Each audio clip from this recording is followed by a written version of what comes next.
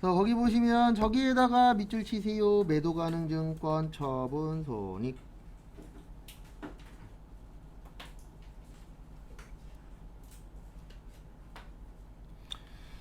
그래서 우리 매도 가능 증권 나오면 기억하셔야 되는 거 뭐예요? 매도 가능 증권 평가 손익은 기타 포괄 손익 누계. 그래서 자본이라는 거 기억하시고, 그래서 7월 1일 보시면 주당 5,000원에 샀으니까 차변에 그 현금이 아니라 매도 가능 증권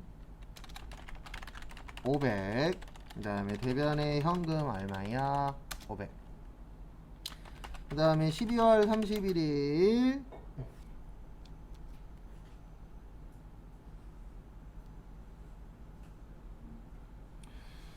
12월 31일 보시면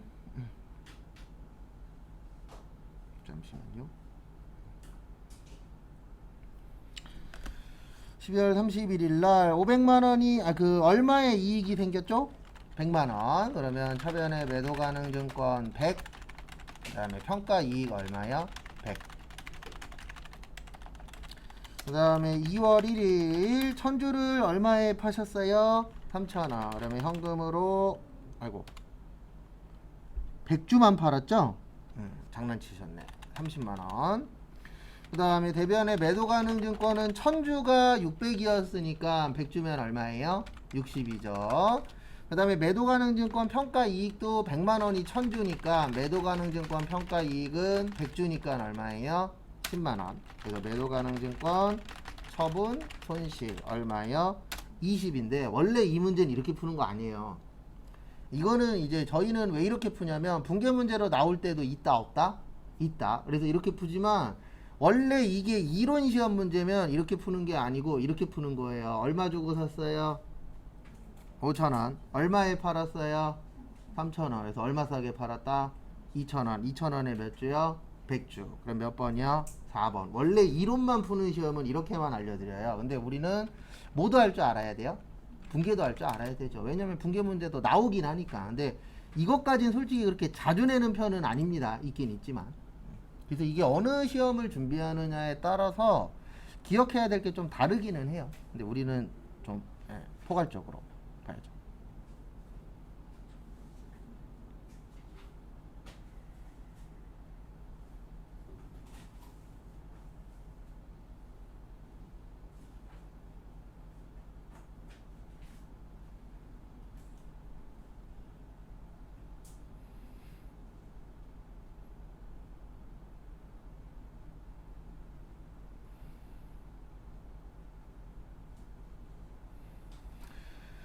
그 다음에 2번 보시면 수익인식 시기. 그래서 수익이라는 게 이제 돈 버는 거잖아요.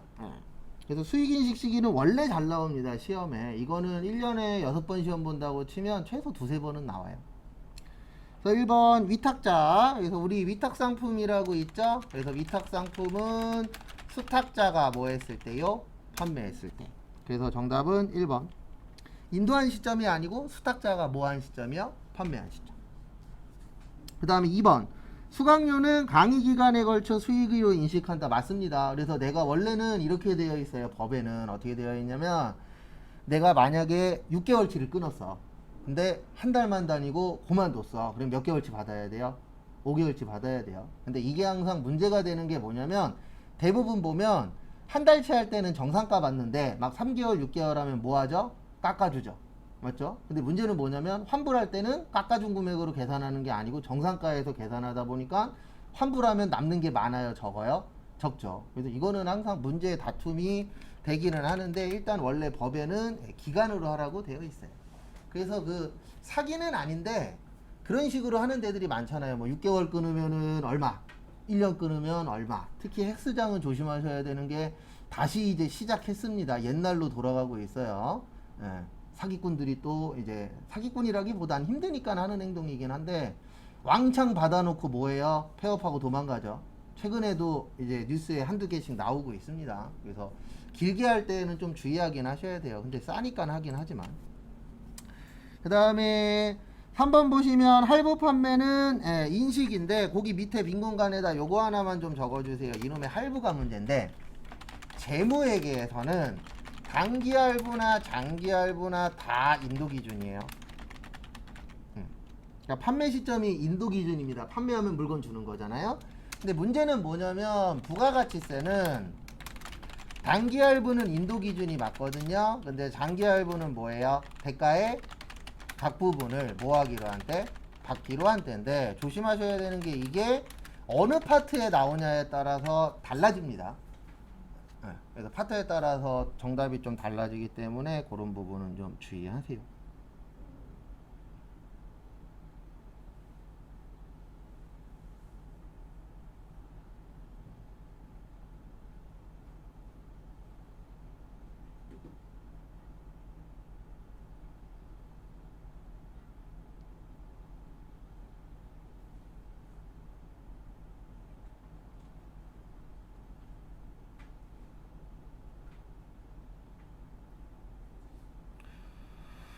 그 다음에 다음 거 또 보도록 하겠습니다. 다음 거 보시면 3번. 저기에다 밑줄 치세요. 변경. 이거 빨리 외우세요. 변경이 몇 가지 있다고요? 두 가지. 정책의 변경하고 추정의 변경. 그래서 정책은 요거예요. 뭐냐면 어떤 법 바꾸는 거. 근데 누구는 아니라고요? 감가는 아닙니다. 무슨 법? 소급법. 그래서 소급 그러면 언제 거 건드리는 거다? 예전 거. 그래서 5년 소급이야. 그러면 5년치 건드는 거예요. 그래서 앞으로 이것도 뉴스에 계속 나올 겁니다. 그 소상공인 분들 소급 적용 해줄 거냐 말 거냐 이걸로 계속 이제 다툼이 있을 거예요. 지금은 이제 단계 이슈라 좀 조용하지만 조만간 또 얘기가 나오지 않을까. 그 다음에 감가하고 대손은 추정이고 옛날 건 안 고친다. 앞으로만 고칠 거다. 그래서 무슨 법이라고요? 전진법. 전진법은 과거를 안 돌아보는 거잖아요. 전진만 하는 거니까. 그래서 1번 매기 동일한 회계 정책 또는 회계 추정을 사용하면 비교 가능성이 증대되어 재무제표의 유용성이 향상된다. 맞아요. 그래서 우리 일반적으로 한 가지만 하라 그래요? 여러 가지 하라 그래요? 한 가지만 하라 그러죠. 왜요? 하나로 통일해서 하면은 비교할 수 있어요? 없어요? 있죠. 근데 이것저것 막 써. 그러면 비교하기가 쉽지 않습니다. 왜냐면 어떤 방법을 쓰느냐에 따라서 결과값은 뭐하기 때문에 달라지기 때문에. 그 다음 2번 정책의 변경과 추정의 변경. 2번에 별표 3개 치세요. 이거 잘 나와요. 일단 2번 맞아요. 항상 두 가지 이상이 겹치는데 뭘로 해야 될지 모르겠어. 그러면 쉬운 거로 가는 거예요. 그러면 정책의 변경이 쉬워요? 추정의 변경이 쉬워요? 추정이 쉽죠. 왜요? 정책은 옛날 걸 만져야 돼. 근데 추정은 옛날 거 안 건드려도 돼. 그래서 요것도 나옵니다. 가끔씩 개발비와 연구비를 구분할 수 없는 경우에는 어디로 가는 거예요? 연구비로 가는 거예요. 왜냐하면 개발비는 자산이잖아요. 우리 자산, 부채, 자본은 언제로 2월? 차기로 2월. 수익 비용은 손익에 대체하고 내년에 얼마요? 빵. 그러면 내년에 신경 쓸 거 없는 게 편해요? 있는 게 편해요? 없는 게 편하죠. 그래서 자산 처리해야 되냐? 비용 처리해야 되냐? 모르겠어. 그러면 무조건 무슨 처리하는 거예요? 비용 처리하는 거예요. 왜요? 비용 처리하는 게 속 편하니까. 왜냐면 비용은 올해로 땡이잖아요. 근데 자산은 올해도 신경 써야 되고 내년에도 신경 써야 돼. 그래서 항상 회계는 되게 가성비 쪽으로만 보는 거예요. 다른 거 다 필요 없고 가성비만 보는 거예요. 그래서 제가 예전에 한번 설명드렸잖아요. 신혼 때 와이프한테 혼났다고. 왜냐면 똑같은 100g짜리 햄이야. 근데 하나는 1,000원이고 하나는 1,200원짜리야. 그러면 얼마짜리 집어요? 저는 1,000원짜리 집죠. 그래서 이게 어떻게 보면 직업병하고 비슷한 건데 숫자 계산은 또 남들보다는 느리진 않으니까. 그러니까 항상 뭐 할 때 숫자로 되어 있는 거 하면 솔직히 장점도 있지만 단점도 많아요. 그 다음에 유형자산. 우리 유형자산 보시면은요. 2번까지 봤죠? 죄송합니다. 3번. 정책의 변경은 소급하여 적용하죠. 그 다음에 그 변경의 효과를 당해연도 개시일부터 적용하는 건 전진법이에요. 소급은 언제 거부터 바꾸는 거예요? 예전 거 바꾸는 겁니다. 그래서 소급법하고 전진법하고 바뀌었어요. 그래서 정답은 3번. 그 다음에 4번 추정의 변경은 기업 환경의 변화, 새로운 정보의 획득 또는 경험의 축적에 따라 지금까지 사용해오던 회계적 추정치의 근거와 방법 등을 바꾸는 것을 말한다. 맞아요. 그 다음에 4번 유형자산.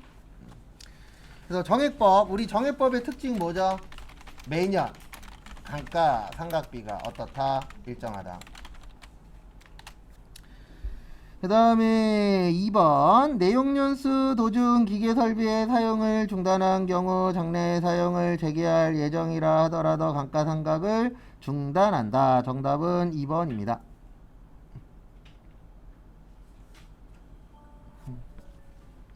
그래서 정답은 몇 번이요? 2번. 장래 사용을 재개할 경우에는 감가상각을 하도록 되어 있어요. 왜냐하면 감가상각이라는 건 이게 제일 중요하거든요. 쓸 거냐 안 쓸 거냐. 네. 그래서 이제 앞으로 완전히 안 쓸 거야. 그러면 감가상각 할 필요가 있다 없다? 없다. 근데 요거는 잠깐 쉬었다가 다음에 뭐 할 거래요? 쓸 거래. 그러면 요거는 감가상각을 할 수 있어요. 근데 만약에 이제 앞으로 더 이상 안 쓸 거야. 그러면 감가상각 할 필요는 있다 없다? 없다. 왜냐면 감가상각의 뜻이 뭐냐면 쓰면 쓸수록 가치가 뭐한다? 감소한다. 그게 감가상각이에요. 그래서 정답은 몇 번이세요? 2번입니다. 그 다음에 3번 새 건물을 신축하기 위하여 기존 건물이 있는 토지를 취득하고 그 건물을 철거하는 경우 기존 건물의 철거 관련 비용에서 철거된 건물의 부산물을 판매하여 수취한 금액은 빼는 거 맞아요. 네.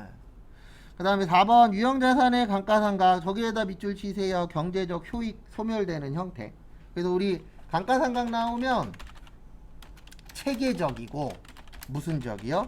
합리적. 그러니까 체계적이라는 건 뭐 다른 거 없어요. 어떤 방법을 정할 때에 그게 이제 어떤 공식으로 되어 있느냐 체계적으로 되어 있느냐 보는 거고, 이 합리적인 거라는 건 뭐냐면 우리 정액법은 주로 이쪽에서만 있어요. 건물. 왜냐면 우리가 건물이라는 건 쓰면 쓸수록 아직 우리나라는 가치가 올라가고 있긴 하죠. 지역마다 다르긴 하지만 가치가 떨어지는 것도 있지만, 근데 건물 같은 경우에는 뭐 30년을 써. 그러면 30년 동안에 매년 똑같이 빼도 큰 영향이 있어요 없어요? 없죠.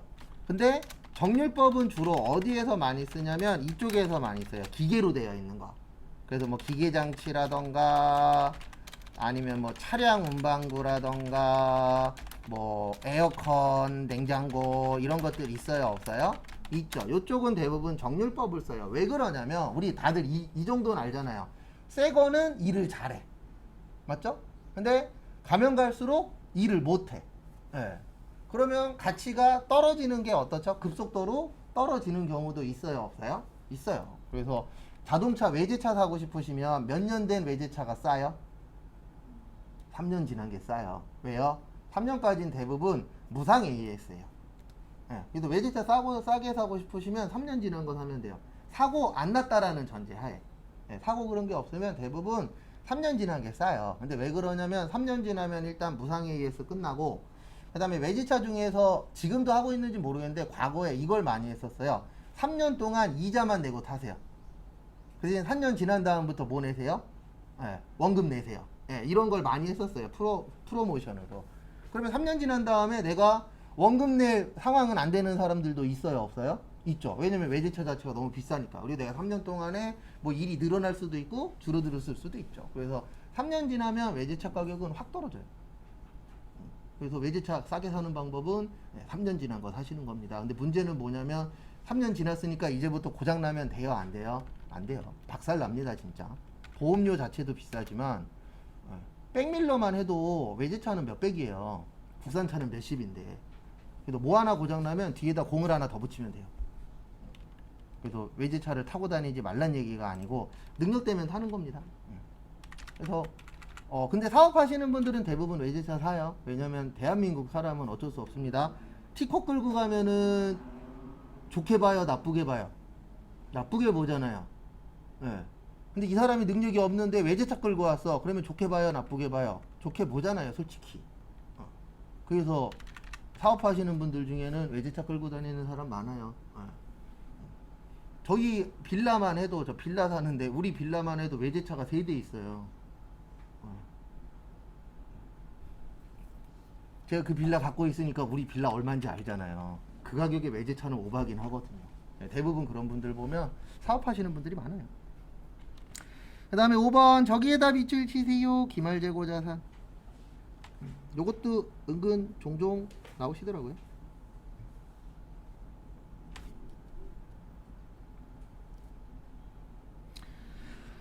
그래서 보시면은요, 도착지 인도 조건으로 매입한 미착 상품 도착했어요, 안 했어요? 안 했죠? 그러면 우리 거 아니에요. 구매자가 매입 의사 표시하면 내 거 아니죠? 그래서 이것도 아니고, 제3자에게 판매했어요, 판매하기 전이에요. 판매하기 전이니까 안 팔았죠? 그 다음에 담보로 제공한 저당 상품. 담보라는 건 나중에 잘못되면 이 물건을 뭐 하겠다? 팔겠다. 근데 아직 잘못한 건 없죠. 그러면 아직 누구 거예요? 내 거예요. 그래서 얼마요? 900. 그래서 제 개인적인 예상은 올 하반기나 내년 초부터 경매가 많아진다라는 뉴스가 나올 수가 있어요. 왜냐면 대부분 대출 받을 때 담보 잡혀서 대출 받았잖아요. 근데 이자 3개월 밀려버리면 이제 경매 쪽으로 넘어가거든요. 그래서 내년에 경매가 늘어난대. 그러면 이자 못 갚는 사람이 뭐 하고 있다는 얘기예요? 많아지고 있다. 그 뜻이고, 원래 경매 쪽에 물건 늘어나면 결론은 사람들이 돈 못 갚고 있다는 얘기거든요. 그래서 최근에 서울에서도 저거 나왔잖아요. 이거 아마 계속 뉴스에 나올 건데, 주식하고 코인한 사람들 회생할 때, 이건 현재 서울만이에요. 주식하고 코인한 금액은 뭐 해주겠대요? 회생 금액에서 빼주겠대요. 그래갖고 지금 무슨 얘기도 오늘 아침에 나왔냐면, 주식 코인에서 망한 사람들 서울로 이사 가려고 준비 중이래요. 뭐 안 갚으려고요? 돈 안 갚으려고. 근데 제일 좋은 건 그 상황이 와도 금액 적은 건 갚는 게 좋아요. 회생 파산해봤자 나한테만 마이너스니까. 그 다음에 6번 저기에다가 밑줄 치세요. 노무 시간 기준.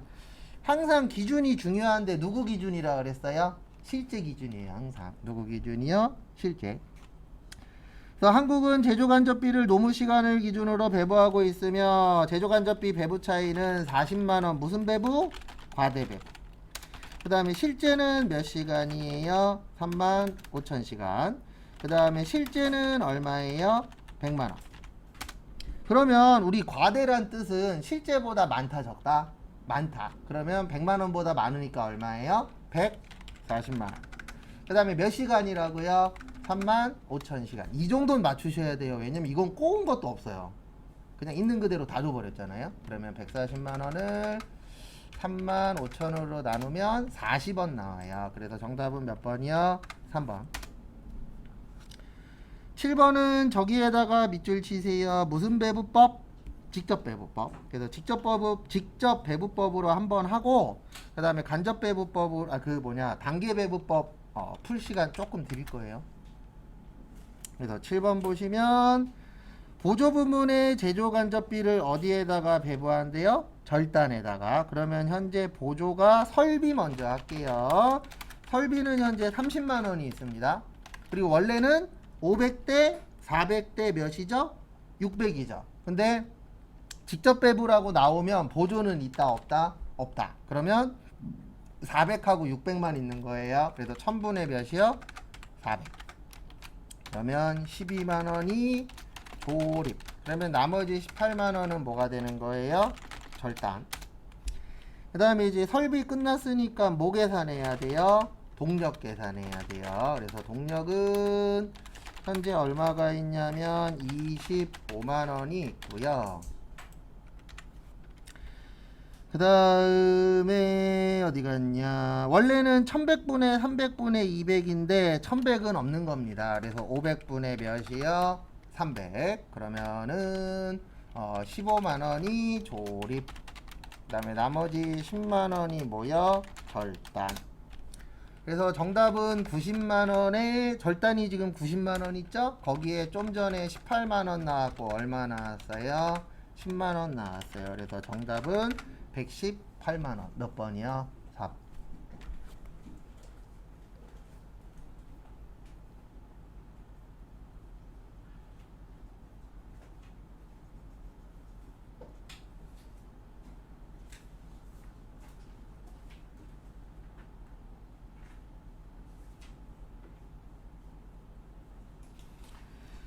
그 다음에 요번에는 요거 한번 해보세요. 무슨 배부법 할 거냐면 단계 배부법 할 거예요. 무슨 배부법이요? 단계 배부법. 그래서 뭐 먼저 배부하시냐면 설비 먼저 배부해 보세요. 뭐 먼저 배부요? 설비 먼저 배부. 시간 많이는 못 드리고 3분 드릴 테니까 한번 단계배부법으로 똑같은 문제 풀어보세요. 그래서 이렇게 기억을 좀 해주셔야 돼요. 직접배부법이면 보조는 안 나눠주는 겁니다. 근데 단계배부법은 일부만 나눠주는 거라고 했었죠. 그래서 뭐 먼저 나눠줄 거라고요? 설비 먼저. 현재 설비 얼마죠? 설비가 30만 원이죠. 그래서 30만 원을 나눌 건데 500에 400에 600이면 몇이에요? 1500이죠. 그래서 처음엔 다 나눠주는 거예요. 그래서 1500분의 500 하시면 10만 원 나와요. 그래서 10만 원이 저기 동력. 그 다음에 30만 원 곱하기 1500분의 400 그러면은 얼마 나오냐면 8만원 나와요. 여기 어디에요? 조립. 그 다음에 30만원 곱하기 1500분의 600 그러면 얼마 나오냐면 12만원 나와요. 여기 절단. 그 다음에 이 단계배부법 구하실 때에는 두 번째 구하는 게 키포인트예요. 두 번째 이제 동력을 구할 건데 현재 동력이 얼마가 있죠? 네, 25만원 있어요. 그 다음에 좀 전에 얼마 받았어요? 10만원 받았어요. 이 받은 것까지 나눠주셔야 돼요. 여기 설비에서 10만원 받았잖아요.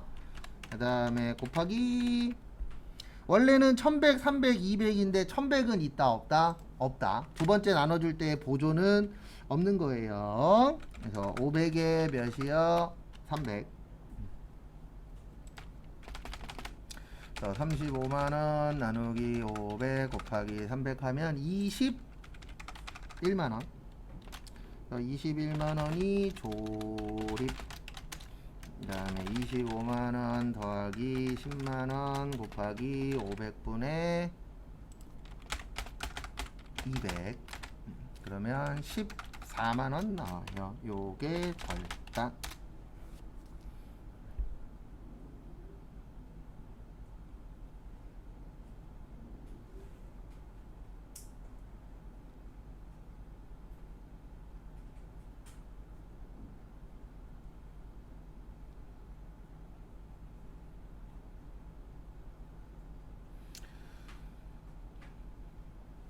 그래서 요거는 좀 알고 계셔야 됩니다.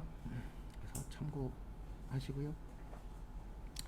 그 다음에 8번으로 넘어가도록 하겠습니다. 그래서 단계배부법까지 세무 보실 분들은 단계배부법까지 준비를 하셔야 돼요. 왜냐면 뭐 나올지 모르니까. 회계에도 단계배부법 나온 적이 있습니다. 2번인가 3번 정도.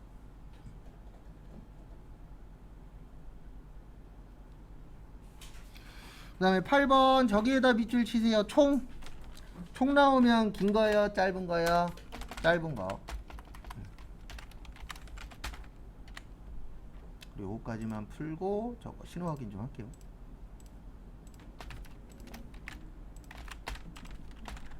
왜 이래? 제공품 기초 단기 총 그 다음에 단기 제품 기말.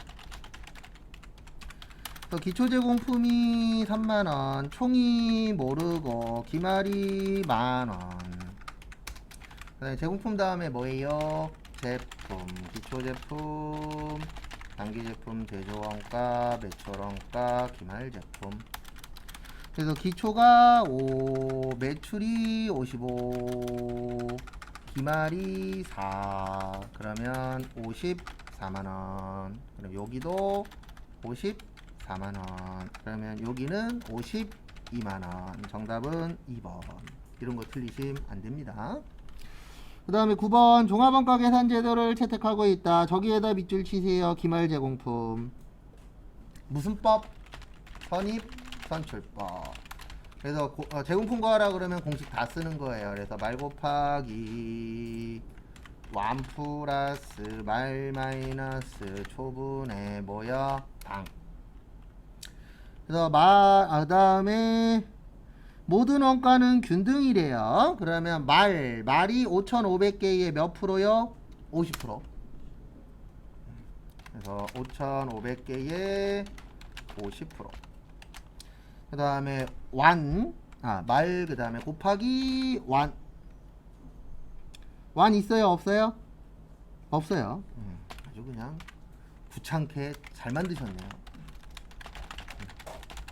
근데 원래 시험 문제는 이렇게 내는 게 맞아요. 왜냐면 시험은 우리를 귀찮게 해야 되니까. 기초 몇 개예요? 7,800. 그 다음에 단기에 몇 개 추가했대요? 45,000. 그다음에 기말에 몇 개예요? 5,500. 그래서 7,800, 45,000, 5,500 빼면 47,300개 나와요. 그래서 여기는 47,300. 그래서 완이 몇 개예요? 47,300. 그 다음에 말은 5,500개의 몇 프로? 50%. 그 다음에 빼기 말한 말 초가 7,800개의 몇 프로요? 50%. 그 다음에 말한 말 초당이죠? 당기 얼마예요? 161호 250.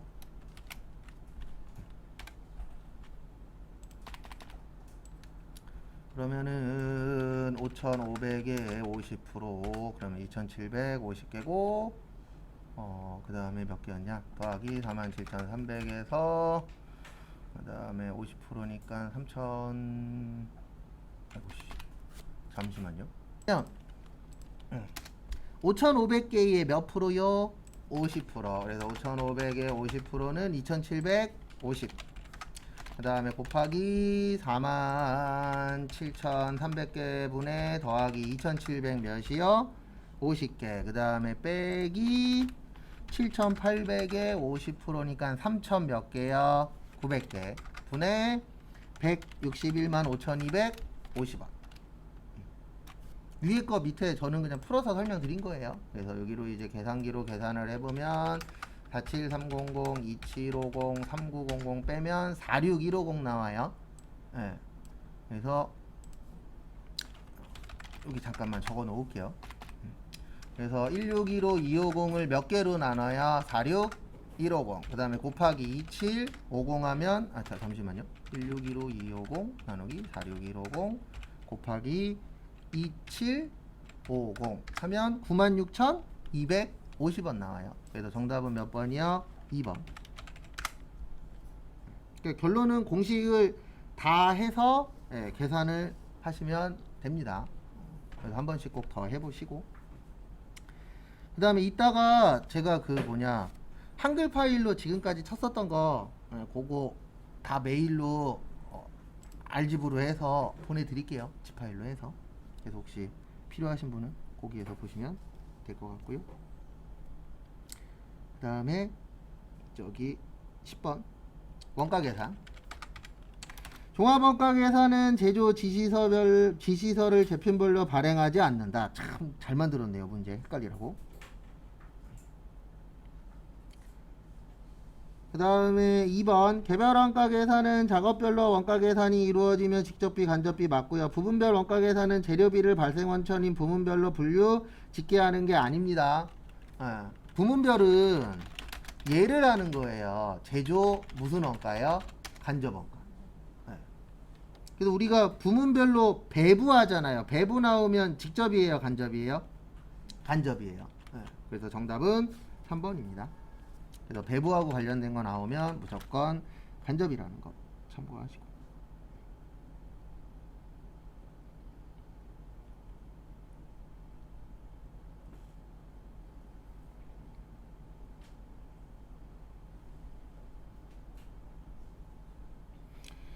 그다음에 다음 거 보시면은요 11번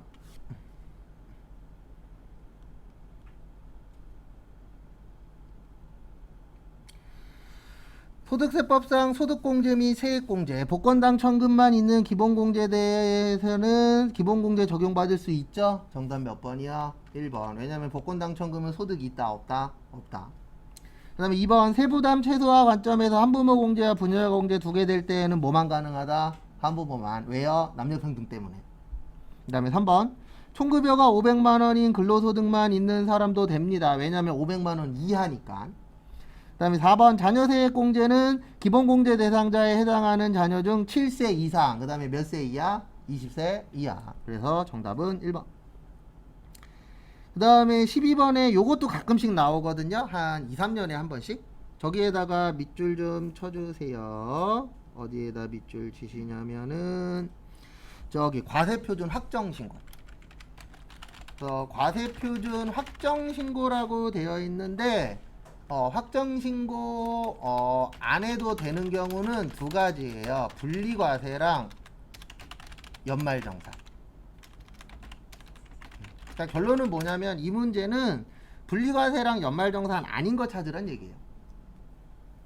그래서 1번 분리과세라고 써있죠. 2번에 근로소득 보이십니까? 근로소득 위에나 옆에다 이렇게 적어주세요. 우리 근로소득자 뭐하죠? 연말정산. 그래서 1번 아니에요. 그 다음에 2번 근로소득과 연말정산 대상 사업소득이 있는 자. 그래서 정답은 일단 2번입니다.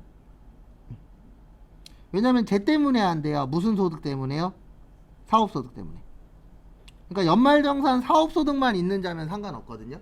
네. 근데 사업소득 같은 경우에는 이제 대부분 국가에서는 종합과세를 원해요. 네. 그래서 저것 때문에 안 돼요. 뭐 때문에 안 돼요? 연말정산 대상 뭐가 있는 자? 사업소득이 있는 자 때문에. 이거는 그 교재에 없어요. 이거는 법에 예외로 인정하지 않겠다라고 되어 있어요. 그 다음에 3번에 보시면 공적연금 보이세요? 공적연금에다 이렇게 적어주세요. 연말정산. 그 다음에 퇴직소득. 퇴직소득은 무슨 과세? 분리과세. 한 번 더 설명드릴 거예요. 그 다음에 4번 근로소득과 뭐가 있는 자요? 일용근로. 그래서 근로소득은 연말정산, 일용근로는 뭐예요? 분리과세.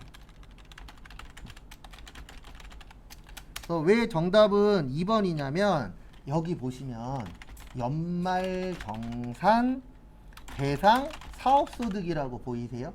이 연말정산 대상 사업소득은 저소득이어야 돼요.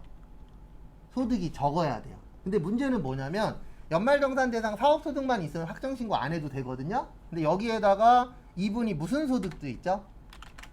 근로소득도 있죠. 그리고 근로소득까지 합쳐버리면 금액이 커질까요? 작아질까요?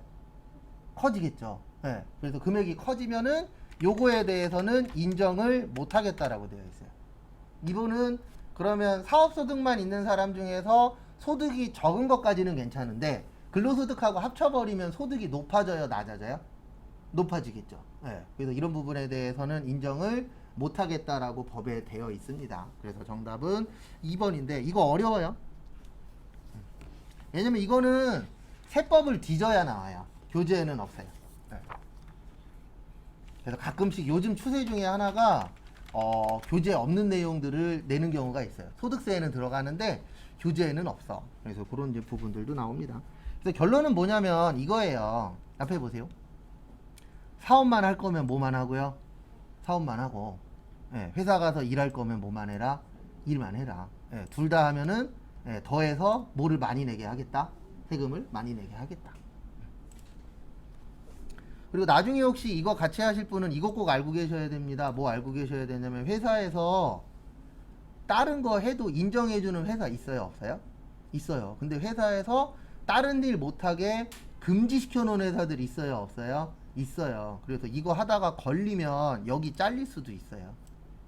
그거는 알고 계세요. 그래서 대부분 결혼하신 분들은 본인 이름으로 이거 안 해요. 대부분 배우자나 쉬고 계신 분 이름으로 해요. 왜요? 이거 잘못해갖고 나중에 걸리면 내가 다니던 회사에서 잘릴 수도 있어요? 없어요? 있어요. 이건 회사마다 다릅니다. 무조건 안 된다는 아닌데 안 되는 회사들도 있어요? 없어요? 있어요. 그리고 그런 거는 미리미리 좀 확인을 하셔야 돼요. 그래서 저도 들은 얘기인데 어떤 사람이 유튜브로 잘 나갔는데 회사에서 두 개 겸직이 안 되는 회사였던 거예요. 그리고 유튜브 포기했다고. 네. 그런 분은 유튜브보다 뭐가 더 높다는 얘기예요. 소득이? 회사 소득이 더 높다는 얘기예요. 왜냐면 두 개 중에서 당연히 내가 더 많이 버는 걸 뭐 할 거예요? 선택하겠죠. 근데 참고로 지금 일본은 공무원도 두 개 다 겸직됩니다. 왜냐면 인구가 없어서. 그래서 대한민국도 나중 되면은 공무원도 겸직 허가를 해줄 거예요. 근데 지금은 겸직 안 돼요. 공무원 딴 거 하다 걸리면 공무원에서 잘립니다. 겸직 자체가 안 되도록 되어 있어요. 근데 나중 되면은 일본처럼 풀어주지 않을까. 왜요? 일할 뭐가 없어요? 사람이 없을 테니까. 그래서 지금 잘만 알아보시면 아마 시간당 괜찮은 알바들도 좀 있을 거예요. 왜냐면 앞으로는 알바 구하는 것도 나눠질 거예요. 많이 주냐 적게 주냐 보다는 다 그런 건 아니지만 많은 분들이 특히 이제 MZ 세대라고 표현하는데 근데 처음 알았어요. MZ 세대가 겁나 넓더구만요. 20살부터 39살까지가 MZ 세대예요. 네. 그럼 이거는 거의 띠를 한 바퀴 넘어갔고 이게 개념이 다르긴 한데 뭐 이제 뉴스에 의하면 요즘 20대 초반 분들은 그러니까 학교 다니면서 알바하는 분들은 저것도 중요하게 여긴다 그러더라고요. 내 앞으로 인생의 플러스가 될 일이냐. 그러니까 내가 만약에 뭐 여행 쪽으로 일을 잡고 싶어. 그러면 알바도 여행하고 뭐 된 거예요? 관련 있는 거. 돈이 얼마냐는 그 다음 얘기고. 약간 그런 식으로 넘어가고 있다라고 나와서 어쨌든 돈 많은 건 잘하면 비어 있는 것들도 종종 있을 것 같아요. 많지는 않겠지만. 그 다음에 13번 저기에다 밑줄 치세요. 신용카드. 음식점업을 하는 간이가세자는 신용카드 등의 발급금액 또는 그 다음에 결제금액의 2.6%라고 되어 있는데 우리 신용카드 매출세액공제 몇 프로였었어요? 1.3%였어요. 그래서 개인만 되고 1. 몇 프로요? 3%. 그래서 정답은 1번.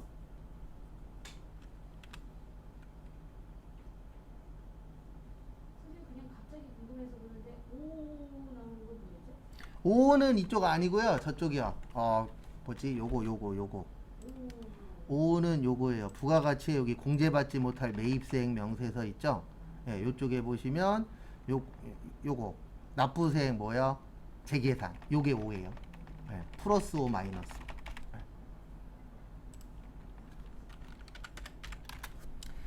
그 다음에 14번 저기에다 밑줄 치세요. 공급시기. 공급시기는 그냥 잘 나옵니다. 그래서 재화의 이동이 필요하지 아니한 경우에는 재화가 이용 가능하게 되는데 맞고요. 그 다음에 상품권을 현물하고 교환하는 경우 맞습니다. 그 다음에 정답은 3번이세요. 사업자가 보세구역 안에서 보세구역 밖에 국내에 재화를 공급하는 경우로서 재화의 수입에 해당할 때에는 재화가 실제로 반출된 날이 아니고요. 이런 건 좀 안 냈으면 좋겠는데 수입신고 수리일이에요. 그러니까 이게 무슨 뜻이냐면 우리 그 보세구역이라고 있어요? 없어요? 있어요. 보세구역은 땅은 우리나라 땅인데 법적으로는 우리나라가 아니에요. 땅만 우리나라 거지. 예. 그래서 대표적인 게 대사관. 그래서 미국 대사관이야. 그럼 미국 대사관 안에 들어가면 우리나라 법 적용이 안 돼요. 예, 거기는 미국 법이 적용되는 거예요. 그래서 이건 뭐 조금 다른 얘기긴 하지만 그 태국에 보면 한국 대사관이나 외국 대사관 있죠. 거기에 어떤 분들이 많이 들어가세요? 북한 분들이 많이 들어가요. 왜냐면 거기 들어가면은 그 나라의 법을 적용받을 수 있기 때문에 다른 나라로 망명할 수가 있거든요. 예. 그래서 결론은 뭐냐면 보세구역 안에는 대한민국이 아니라 외국으로 보는 거예요. 그러면 거기에서 우리나라 영토로 넘어오게 되면은 수입이 되는 거예요. 근데 수입할 때에는 그냥 갖고 나올 수 있다 없다? 없다. 뭐 해야 돼요? 신고해야 돼. 그래서 무슨 일로 보는 거예요? 수입 신고 수립. 그러면 수입으로 허가를 내주는 날짜라고 보시면 됩니다. 근데 처음 보는 거죠. 이런 거 왜 내는지 모르겠어요. 근데 이렇게 나오면 이렇게 풀 수밖에 없어요.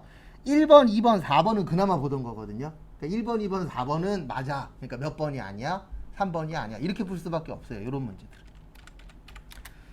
그 다음에 15번 폐업시 잔존재화에다가 밑줄 치세요.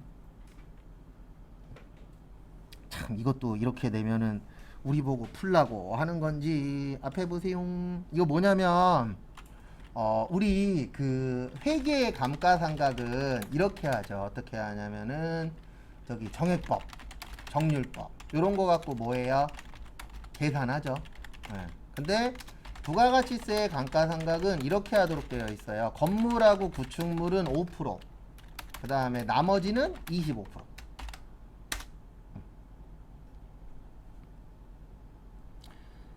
그래서 결론은 이렇게 되는 겁니다. 근데 요 5%하고 25%가 6개월에 계산되는 거예요. 왜냐하면 우리 그 회계는 1년이 한 기수잖아요. 근데 부가가치세는 1기하고 몇 기로 나누어지죠? 2기로. 그래서 한 기수가 몇 개월이에요? 6개월이에요. 그래서 달라요. 그래서 결론은 거기 보시면 4월 달부터 몇 월까지죠?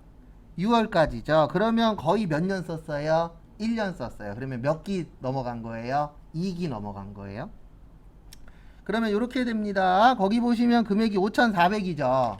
네, 5,400인데 지금 여기는 기계장치잖아요. 그러면 25%로 보는 거예요. 몇 프로로요? 25%. 그러면 25% 두 번 썼으니까 몇 프로 쓴 거죠?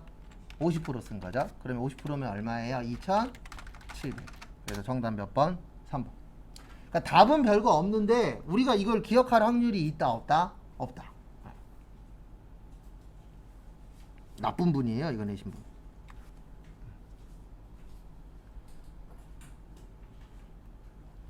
참고로 지금 풀고 계신 100회 이론 있죠. 쉬운 편은 아닙니다.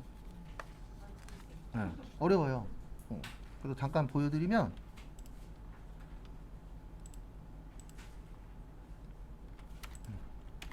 그래서 쉬운지 어려운지 판단하실 때는 그냥 여기 들어가면 돼요. 한국세무사의 자격시험 들어가서 뭐 봐요? 합격률. 우리 지금 몇 회 풀고 있죠? 100회. 여기 보면은 34%. 근데 여기가 지금 왜 34%로 높냐면 이론을 요렇게 내버리면 실기가 그나마 조금 뭐예요? 할만하게 내주는 경우들이 많아요. 그리고 이건 있습니다. 여기에서 푸시는 거랑 시험 때 푸는 거랑 실력이 달라요. 왜냐면 우리 아직 몇 달 남았죠? 한 달 남았잖아요. 걱정되는 건 하나밖에 없습니다. 그거는 본인들도 걱정하실 건데 내가 한 달 동안에 몇 개나 풀까? 이거는 그 누구도 몰라요. 맞죠? 많이 풀 수도 있고 적게 풀 수도 있고 여기부터는 개인 간에 좀 편차가 있을 수 있어요. 그리고 제일 중요한 건 시험 보는 그 주가 제일 중요합니다. 어쩔 수 없이. 왜냐면 시험 보는 주에서 많이 본 게 많이 기억나잖아요. 그래서 내가 시험 본 그 주에 본 것 중에서 얼마나 나오느냐 요것도 좀 중요해요. 1월 15일 저기에다 밑줄 치세요. 전도금. 전도금 없으면 가지급금이에요. 근데 지금은 전도금이라고 줬으니까 뭘로 처리해야 돼요? 전도금으로. 그래서 이렇게 하시면 됩니다. 전도금 얼마 있었어요? 60. 왜 대변이냐면 자산의 감소예요. 전도금은 자산입니다. 그 다음에 왜 자산이 줄어들었나 봤더니 이분 돈 썼죠. 그래서 우리 출장 갈 때 쓰는 거 여비, 교통비 얼마치 쓰셨어요? 38만원인데 오타가 이상하게 났네. 그 다음에 나머지는 뭘로 갖고 오셨어요? 현금. 얼마 갖고 오셨어요? 22만원. 참 착한 사람이에요. 얼마를 갖고 왔어요? 22만원. 나였으면 2만원만 줄 텐데. 그럼 또 이렇게 물어보십니다. 그러면 20만원 어떻게 해요? 어떻게든 영수증 만들면 되죠. 맞죠? 근데 진짜 이렇게 사시는 분들이 있어요. 저도 어렸을 땐 이렇게 살았어요. 근데 지금 생각해보면 바보예요. 뽑아 먹을 건 뽑아 먹어야죠. 그 다음에 1월 30일 별표 3개. 딴 것 때문이 아니고 주식 할인 발행 차금 나왔으니까 무슨 처리해야 돼요? 네, 상계처리. 그래서 지문에 뭐 평가 이익 어쩌고 저쩌고 나오면은 헷갈리시면 컨트롤 F로라도 꼭 찾으세요. 일단 보시면 자본금 1,000만원. 왜냐면 2,000주의 액면가액 얼마예요? 5,000원. 그 다음에 2,000주를 주당 만원 받았으니까 통장으로 얼마 들어온 거예요? 2,000만원. 그래서 원래는 얼마 이익이죠? 1,000만원 이익인데 기존에 손해본 거 얼마 있었어요? 380. 그래서 주식 할인 발행 차금. 그래서 결론은 얼마가 이익이다? 620. 주식 발행 초과.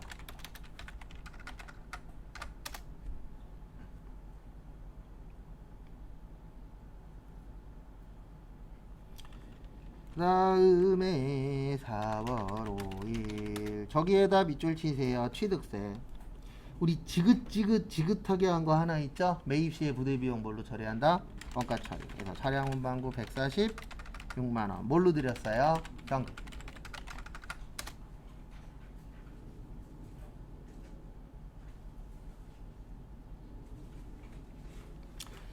그 다음에 5월 15일 오랜만에 나왔네요. 근데 상여금 처리하라 그랬으니까 500번대 상여금 1000.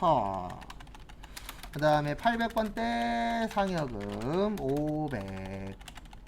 그 다음에 우리 공제하면 무슨 금? 예수금 89만원. 나머지 뭘로 줬어요? 보통 예금 1411만원. 그리고 되도록이면 합쳐서 처리하세요. 예수금 혹시 나누신 분도 맞게는 해줬습니다. 예수금을 63만원에 26만원 이렇게 나눈 것도 맞게는 해줬어요. 근데 되도록이면 시험 볼 땐 똑같은 건 뭐 하세요? 합치세요. 근데 실무 가시면 이걸 다 나누는 회사들도 있다 없다? 있다. 그래서 회사에서는 회사에다 맞춰주시면 됩니다. 그 다음에 10월 31일 요것도 조금 난이도가 있습니다. 그래서 지금 푸시는 것 중에서는 2번하고 5번이 조금 중요해요. 사채 얼마짜리 발행했어요? 100만원. 그 다음에 통장으로 받았대요. 얼마 받았어요? 96만원. 그 다음에 사채 발행비 얼마 쓰셨죠? 2만원. 차변 대변 어때야 된다? 같아야 된다. 사채 할인 발행 차금 얼마요? 6만원. 왜 이렇게 되냐면 제가 여러 번 적었었는데 유가증권은 주식하고 뭐요? 사채를 발행하거나 뭐 할 때? 처분할 때. 이때 비용 쓰면 된다 안 된다? 안 된다. 이익 나면 이익에서 빼고 손해 나면 손해에다 뭐 해라? 더해라. 그래서 100만원짜리 96만원에 팔아서 그 96만원밖에 못 받아서 4만원 손해 났었는데 거기에다 얼마를 더 썼어요? 2만원. 그래서 총 얼마요? 6만원.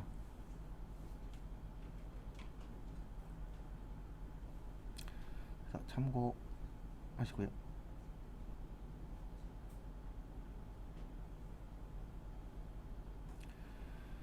그 다음에 다음 거 메인 매출 연표 보도록 하겠습니다. 문제 2번 7월 3일 저기에다 밑줄 치세요. 거래처의 추석 선물. 그 다음에 세금 계산서. 거래처의 추석 선물에 세금 계산서니까 뭐예요? 네, 불공이죠. 그래서 매입의 모요 불공.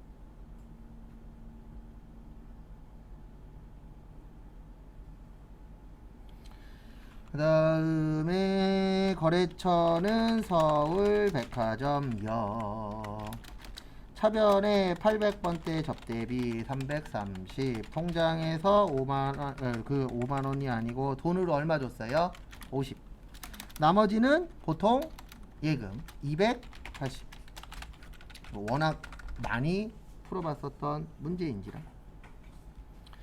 그 다음에 7월 13일 보시면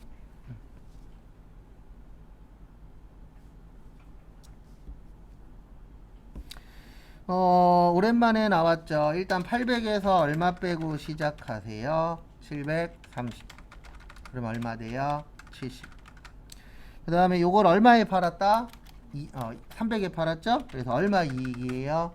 230. 이렇게 팔면 좋겠다.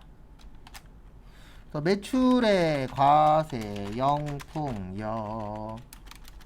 대변의 기계장치 얼마야? 800. 그 다음에 감가상각 노객 얼마야? 730.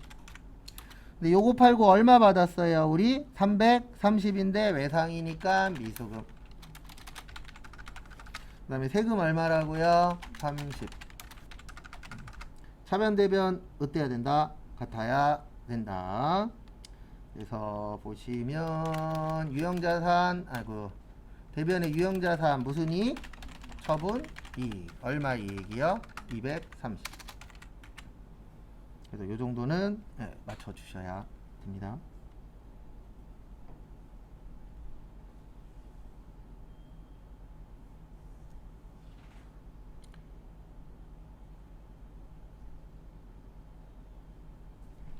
그 다음에 7월 20일 저기에다가 밑줄 치세요. 여기 뭐지? 품목에 기재된 계정 과목으로 회계 처리. 그러니까 항상 지문 끝까지 잘 읽으셔야 됩니다. 거기 답 줬단 얘기예요. 결론은 매입의 과세에 1001에요. 차변에 임차료 500. 그 다음에 건물관리비 얼마요? 80. 그 다음에 세금 얼마예요? 58만원. 그 다음에 대변에 미지급금 638만원. 끝. 또 왜 임차료 건물관리비 쓰는지 이해하셔야 돼요. 거기 지문에 써 있잖아요. 품목에 있는 거 갖고 풀라고.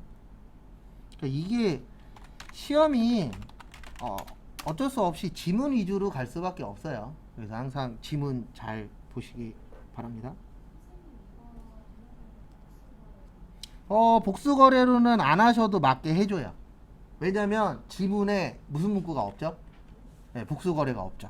그리고 이럴 때는 여기 가는 거죠. 또 여기 가서 공지사항 가서. 근데 지금은 복수거래라는 말이 없어서 복수거래 안 해도 맞게 해줘요. 세무 2급의 문제 2번에 복수거래는 상관없고요. 하나의 전표로만 회계 처리하면 맞게 해줬대요. 네. 복수거래 해도 맞아요. 그러니까 여기에서 얘기하는 게 뭐냐면 이렇게만 안 하면 맞게 해준 거예요. 메인 매출 전표에서 7월 20이잖아요. 7월 20을 두 개로만 입력 안 하면 돼요. 네. 그래서 여기에다 뭐 이렇게 하고 뭐 임차료만 해서 580 이렇게 해도 상관없는데 이건 인정 안 되는 거예요. 임차료는 500에 얼마요? 50 이렇게 해놓고 그 다음에 여기에다가 건물 관리비 80 이건 틀린 거예요. 네. 근데 두 개를 합쳐서 넣어도 되고 복수거래도 상관은 없어요. 왜냐면 지문에 무슨 거래가 없기 때문에 복수거래가 없기 때문에. 왜 그러냐면 이 메인 매출 전표는 세금계산서 개수에 맞추는 거거든요. 그래서 세금계산서가 한 장이면 입력도 한 번만 해야 돼요. 네. 근데 만약에 이 문제가 두 장으로 받았대. 그러면 임차료 따로 건물관리비 따로 넣어야 돼요. 그래서 그 몇 장이냐가 중요해요. 그리고 아무 말 없으면 몇 매만 받은 거예요? 한 매만. 그렇게 이해하시면 돼요. 그러니까 조금이라도 헷갈리시는 거 있으시면 편하게 물어보세요. 왜냐면 헷갈리는 게 맞잖아요. 시험 문제 나올 때마다 다르게 되니까. 그 다음에 24일은 컴퓨터를 사셨는데 카드로 사셨죠. 매입의 사과. 그 다음에 사과 컴퓨터. 전자는 필요 없고 차변의 비품 350. 세금 얼마예요? 35만원. 그 다음에 미지급금 385만원. 무슨 카드? 황금카드.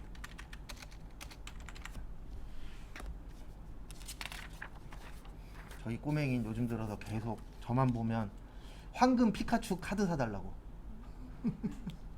피카츄에 또 빠지셔갖고 또 황금 피카츄 카드라고 있대요. 얼마 전에 카드를 2개 사드리긴 했는데 2박스를 너무 비싼 거 사달라 그래갖고 그건 안 돼. 뭔 포켓몬 카드가 한 박스에 99,000원이에요. 네, 비싸더라고요. 네, 점점 비싸지고 있어갖고 그리고 협의를 했죠. 그러면 아빠가 3만원짜리 2개를 사주마. 협의했더니 또 지금은 또 비싼 거 안 사줄 거면 황금이라도 내놔라. 황금 카드는 좀 싸긴 하거든요.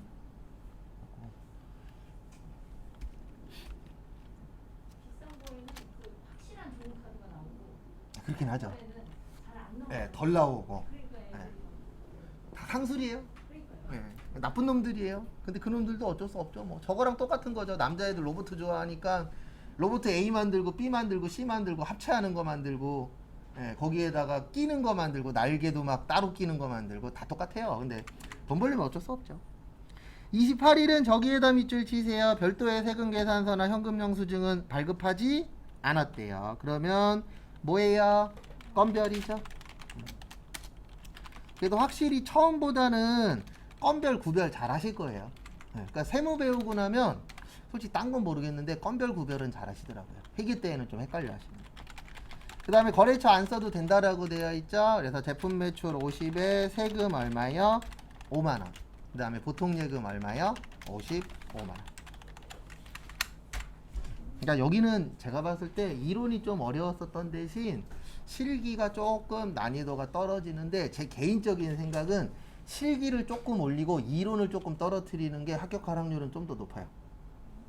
그게 왜 그러냐면 실기는 어려워도 틀리는 개수가 많이 차이 안 나거든요. 근데 이론은 어렵냐 쉽냐에 따라서 갭이 좀 커요. 예. 그러니까 이론 잘 맞을 때 막 12개, 13개 맞아. 찍은 것까지 포함해서. 근데 망할 때 막 5개에서 막 7개 맞아. 그래서 갭이 좀 커요. 이론 같은 경우에. 그래서 제 개인적인 생각은 이론보단 실기가 조금 더 어려운 게 낫더라고요. 전체적으로 봤을 때. 근데 이건 사람마다 다릅니다. 지금까지 딱 한 명 있었는데 이론 10개 밑으로 맞아본 적이 없는 분 딱 한 명 있었어요. 이론을 10개 밑으로 떨어진 적이 한 번도 없어. 그러니까 이론 대빵 잘해요. 근데 실기를 못해. 이건 사람마다 달라요. 그러니까 뭐든지 다 어떤 거를 하든 똑같은 사람은 없어요. 그러니까 어떤 사람은 이걸 잘하고 어떤 사람은 저걸 못하고. 근데 자격증 시험은 골고루 다 잘해야 되니까 내가 못하는 부분을 계속 채우셔야 돼요. 1번은 저기에다 밑줄 치세요. 공제받지 못할 매입수행 명세서. 그 다음에 공제받지 못할 매입수행 내역 및 정산 내역을 작성하시오. 예, 요거는 좀 난이도가 있습니다. 근데 우리한테 좋은 건 뭐냐면 이거 몇 회예요? 100회죠. 우리 몇 회죠? 103회죠. 그러면 이거 나올 확률은 낮아요. 왜냐면 이거는 한 3, 5년에 한 번씩 나오거든요. 그래서 아예 안 하라는 얘기는 아닌데 다른 거에 나올 확률이 좀 있어요. 그래서 제 개인적인 예상은 시대 흐름과 그 다음에 붙일 거면 부동산 낼 거예요. 부동산 임대공급가액 명세서 있잖아요. 날짜 치는 거. 예, 그게 나올 확률이 좀 높기는 해요. 왜냐면 지금 부동산 계속 뉴스에 나오잖아요. 예, 올랐느니 떨어졌느니 이런 얘기. 그러면 시대 흐름상 부동산 내기도 좋아. 그리고 타이밍상 부동산이 안 나온 지 좀 됐어요. 예. 근데 부동산은 아무리 못 내도 2년에 한 번씩은 내거든요. 근데 어저께도 없었죠. 그저께도 없었죠. 예. 그러면 나올 확률이 좀 어때요? 커요. 일단 몇 월에서 몇 월이에요? 10월에서 12월. 일단 여기 눌러주세요. 매입수행 내역. 여기는 뭐 하는 곳이냐면은요, 불공 넣는 거예요. 그래서 거기 2번에 보시면 매입수액 중에서 과세는 불공 아니죠. 근데 뭐가 불공이죠? 면세. 그래서 면세를 여기에다 넣으시면 돼요. 어디에다 넣으시면 되냐면, 잠시만요. 면세 사업이고, 지문에 매출, 매입세, 세금 계산서, 매수 세매. 어디에다 넣으란 말 없죠? 아, 면세니까 여기에다 넣으면 되겠구나. 여기 있죠, 면세? 그래서 면세 몇 매요? 세매. 얼마요? 300에 30. 일단 이렇게 넣으면 한 1점 정도 줄 거예요. 3점 중에. 그 다음에 이제 두 번째로 공통매입세액의 무슨 내역이요? 정산. 그래서 정산 눌러주시고요. 그 다음에 무조건 계산은 1번으로 가시는 거예요. 몇 번이요? 1번. 그래서 1번 눌러주시고요. 그 다음에 전표 데이터는 아니요. 그 다음에 여기 총공통 매입세액으로 오세요. 거기 지문 3번에 총공통 매입세액 얼마래요? 예, 550. 그래서 여기에다가 550 치시고요. 550 입력하시고, 그 다음에 또 다음 거 보도록 하겠습니다. 여기 보시면 총공급가액이라고 있어요. 총공급가액은 매출 쪽에서 보는 거예요. 어느 쪽에서 본다고요? 매출. 그래서 거기 매출 보시면 3억 5천하고 얼마 있죠? 5천 있죠. 예, 둘 다 합치면 얼마예요? 예, 4억이에요. 몇 억이요? 4억. 그래서 총공급은 과세하고 면세하고 합친 거 얘기합니다. 그 다음에 여기 옆에 무슨 공급가액이라고 있어요? 면세. 면세 얼마예요? 5천. 그러니까 총의 뜻이 전부예요. 그래서 과세하고 면세 합친 게 총이고, 그 중에 면세는 얼마다? 5천이다. 그 다음에 여기 이제 기불공제. 기불공제는 거기 별표가 아니라 당구장이 있어요. 당구장이 얼마라고 있어요? 187,500원. 이렇게 하면 끝.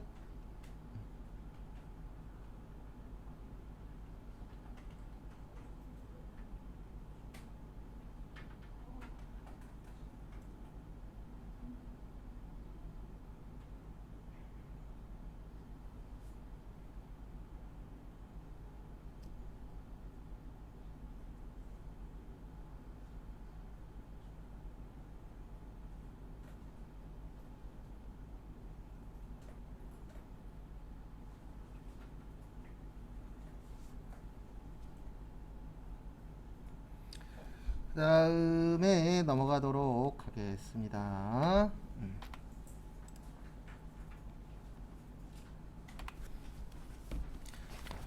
그 다음에 다음 거 보시면 저기에다가 밑줄 좀 쳐주세요. 부가가치세 신고서.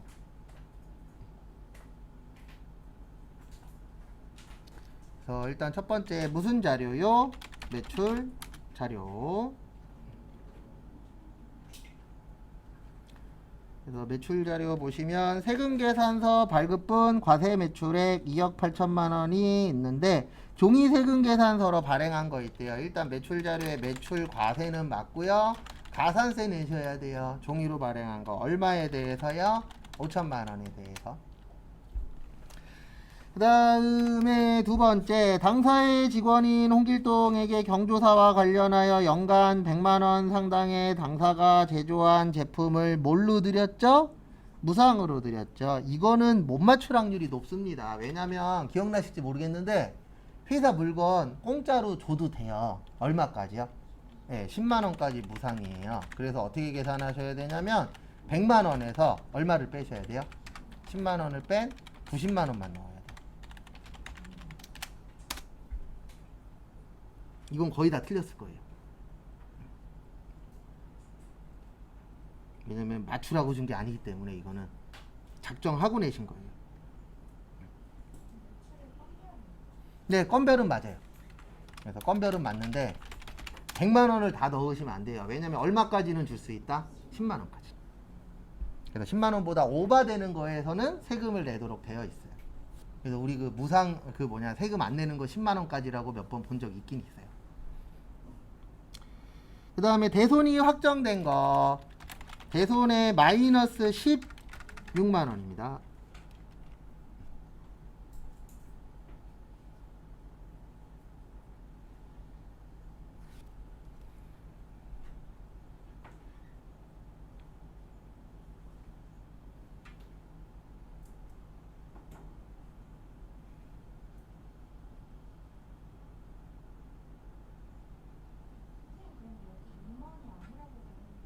임원이 아니면 2번이면은 아예 100만 원 다고, 예, 직원한테만 그 부분을 주는 거거든요.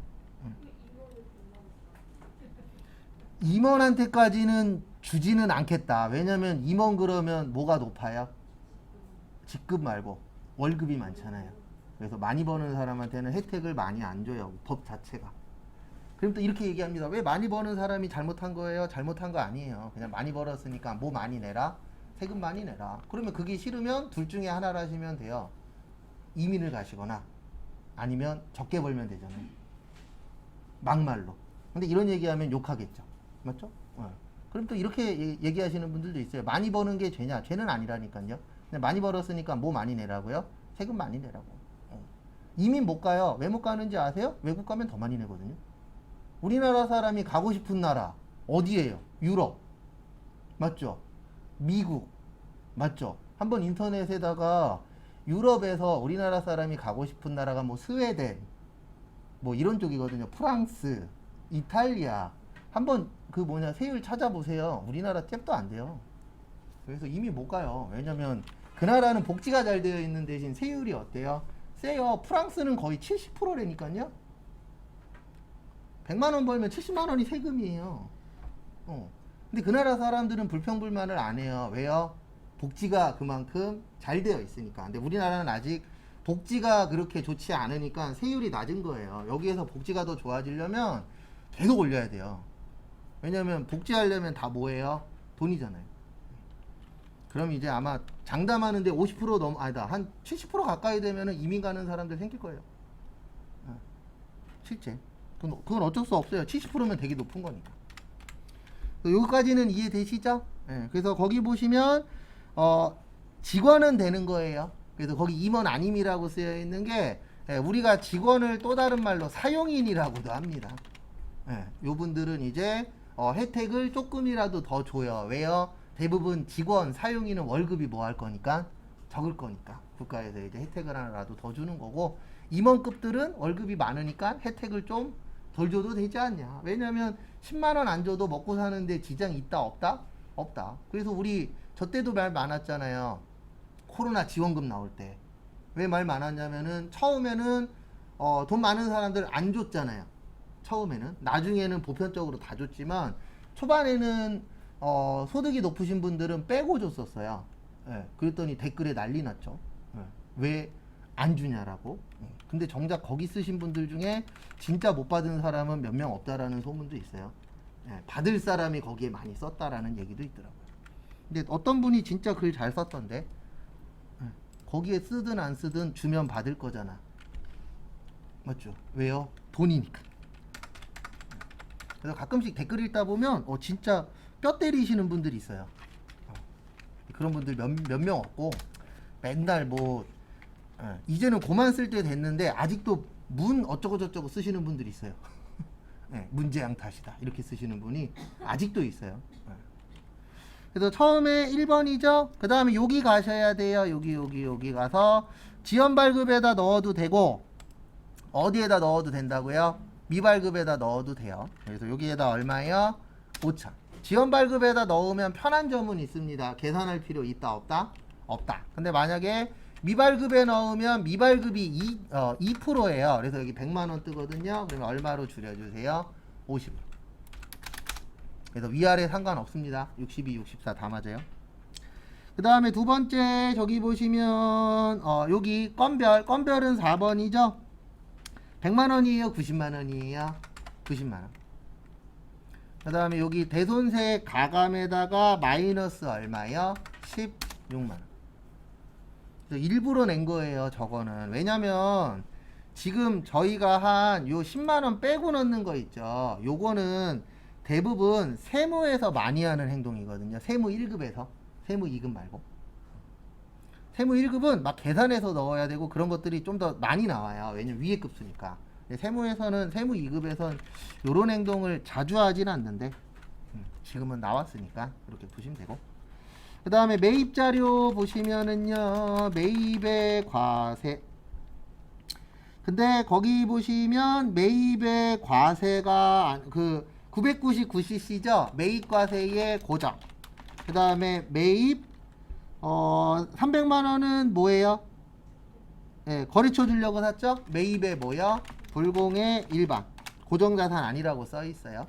그 다음에 나머지는 다 뭐가 되는 거예요? 매입 과세의 일반이 되는 거예요. 그래서 이렇게 넣어주시면 됩니다. 여기 10번에다가 1억 2천에서 얼마 빼냐면 1500하고 300 빼니까 1억 얼마예요? 200. 1억 200이 아니고 맞다. 저기 쟤 빼면 안 되지.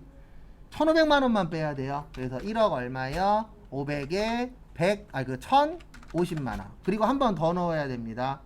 여기 불공 가서 얼마요? 네, 300에 30. 그 다음에 11번 가서 1500에 얼마요? 150. 왜 불공 아닌지 이해하셔야 돼요. 1500만 원짜리는 뭐 때문에? 네, 몇 cc? 990? 9cc. 1000cc 넘으면 1000cc 넘어야 불공이죠. 1001부터.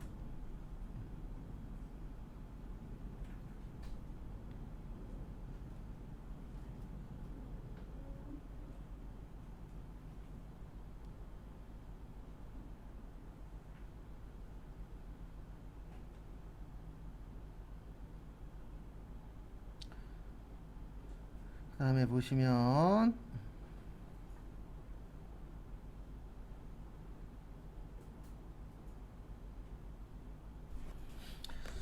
그 다음에 기타 자료 보도록 하겠습니다. 기타 자료 보시면 저기에다가 밑줄 치세요. 신용카드 매출 전표 발급분. 그러면 요거는 이겁니다. 매출의 카과의 일반을 뭐 하신 거예요? 누락하신 거예요. 이건 일반 안 해도 되는구나. 매출 카가 뭐 한 거예요? 누락. 그래서 요거 넣어 주셔야 돼요. 여기 예정신고 누락 가셔서 34번에 얼마에 얼마? 네, 300에 30. 그 다음에 무슨 세 구하셔야 돼요? 가산세. 가산세 몇 개요? 2개. 신고불성실이랑 납부지역. 왜 세금계산서 합계표는 안 해도 돼요? 세금계산서 아니니까. 그래서 여기 보시면 30 곱하기 10%에 25%. 그래서 7,500원. 그 다음에 납부지연은 안 나셔도 돼요. 계산은. 그래서 이렇게 넣으시면 됩니다. 여기 가셔서 여기에다가 30에 7,500원. 그리고 납부지연은 30에 2021년 4월 25일에서 2021년 7월 24일. 6,750원. 끝. 그랬는데 선생님, 네. 혹시나 해서 90일을 넣고 2.2로 계산을 했더니요. 네. 저게 안 나와요. 6,700원. 어떻게 90일이 나왔어요? 4월 25일부터 10월 음. 24일에 90일이라고 뜨던데요. 아닌가요? 90일이라고 뜨죠. 네. 그래서 90을 곱하기 2.2 곱하기 나누기 만을 했더니 저게 안 나와요. 요 당시에는 2.5예요. 그래서 예. 그러면 그러니까 이거는 답을 신경 쓰지 마시고 이때 답 안 맞아요. 예. 하는 방법에만. 그러니까 우리가 예. 2.2로 한 거. 예. 그리고 절대 시험 가셔서 이런 거 있으면 그냥 계산하지 마시고 이렇게 넣고 마세요. 근데 이 당시에는 2.5예요. 예. 그러니까 옛날 거 풀 때 조심하셔야 될 게 하나 있어요. 옛날 거는 다 안 맞는 게 종종 있어요. 법이. 예. 그래서 세법이 안 맞는 게 있어요. 그래서 웬만하면 과거 거 푸실 때는 동영상을 보고 푸시는 게 가장 안전할 거예요. 예. 그래도 지금은 요 금액은 틀려요. 그래서 요 금액이 신경 쓰지 마시고, 왜냐면 요 때는 2.5였던 시절이에요. 앞으로 연습할 때는 이렇게 넣는 거 거의 없어요. 예.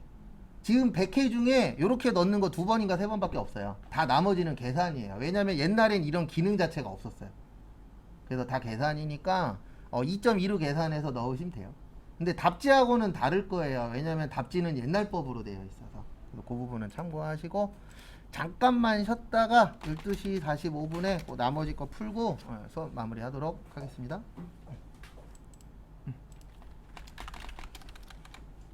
결산 보시면 첫 번째 저기에다가 밑줄 쳐주세요. 외화장기 차입금. 무슨 차입금이요? 외화장기 차입금. 그래서 원래는 1200원이었는데 얼마 줄었죠? 150원 줄었죠? 그 다음에 150원에 몇 달러요?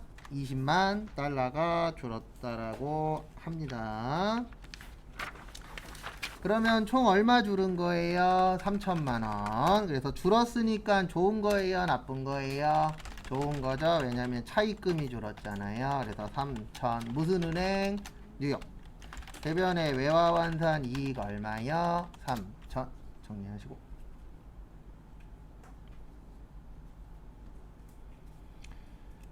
그 다음에 2번 보시면은요, 아래 차입금 관련 자료를 이용하여 저기에다가 밑줄 치세요. 이자 비용. 그래서 거기 보시면 2억이래요. 그 다음에 연 몇 프로래요? 2.4%. 그 다음에 몇 월 달부터 갖고 있었죠? 4월부터. 그러면 12분의 몇이에요? 9죠? 네, 12분의 9. 그러면 2억 곱하기 2.4% 나누기 12 곱하기 9 하면 360 나옵니다. 그러니까 뉴스에 나오는 게 틀린 말이 아니에요. 지금 막 이자가 막 2% 막 3%씩 올라가고 있잖아요. 그러면 2억 빌린 분들 있어요, 없어요? 있어요. 그러면 1년에 얼마를 더 내야 돼요? 한 300 정도를 더 내야 돼요. 300 이상. 미지급 비용이 부채기 때문에 단기분을 주는 거죠? 그렇죠. 왜냐면 미지급이라는 게 언제 안 준 거예요? 그렇죠. 올해 안 준 거잖아요. 내년 건 내년에 처리하면 되잖아요. 그래서 미지급 뭐야? 비용. 그래서 주의하셔야 되는 게 성급 비용 자산이에요. 비용 아니고. 그래서 비용하고 수익 들어있다 그래서 무조건 비용 수익 아니니까 헷갈리시면 컨트롤 F 꼭 하시고. 그 다음에 주는 이자 뭐예요? 이자비용. 그 다음에 3번 저기에다 밑줄 치세요. 자산으로 회계 처리. 그러면 증가시킨다 감소시킨다? 감소시킨다. 자산의 감소 어느 변이요? 대변. 그 다음에 차변의 소모품 B. 근데 왜 52냐면 우리 이렇게도 풀어보시라 그랬잖아요. 증가 감소 감소. 자산부채 자본이면 언제 거요? 올해 거. 수익 비용이면 내년 거. 그래서 200만원어치 샀는데 150만원어치 남았잖아요. 그러면 올해 얼마치 썼다? 50만원. 왜냐면 50만원 썼으니까 내년에 얼마가 되는 거예요? 150 되는 거죠. 그 다음에 4번 저기에다 밑줄 치세요. 퇴직급여 충당 부채. 퇴직급여 무슨 부채요? 충당 부채. 우리 충당 나오면 무슨 법? 보충법. 그래서 이렇게 기억을 해 주셔야 됩니다. 공장은 3200에서 얼마 빼요? 1800. 그래서 얼마 돼요? 1400. 그 다음에 본사는 1800에서 얼마 빼요? 700. 그래서 얼마 돼요? 1100. 그래서 이렇게 넣어주시면 됩니다. 5번도 자동이에요. 법인세니까. 그래서 여기로 와주시기 바랍니다. 여기. 회계관리에서 결산자료 입력 들어오시고요. 그 다음에 몇 월에서 몇 월이에요? 1월에서 12월 치시고요. 그 다음에 퇴직급여 500번대에다가 얼마 입력하세요? 1400 입력하시고, 그 다음에 퇴직급여 800번대에다가 얼마 입력하세요? 1100. 그 다음에 마지막 그 다음에 법인세 하고 전표 추가. 근데 여기 잠깐만 보세요.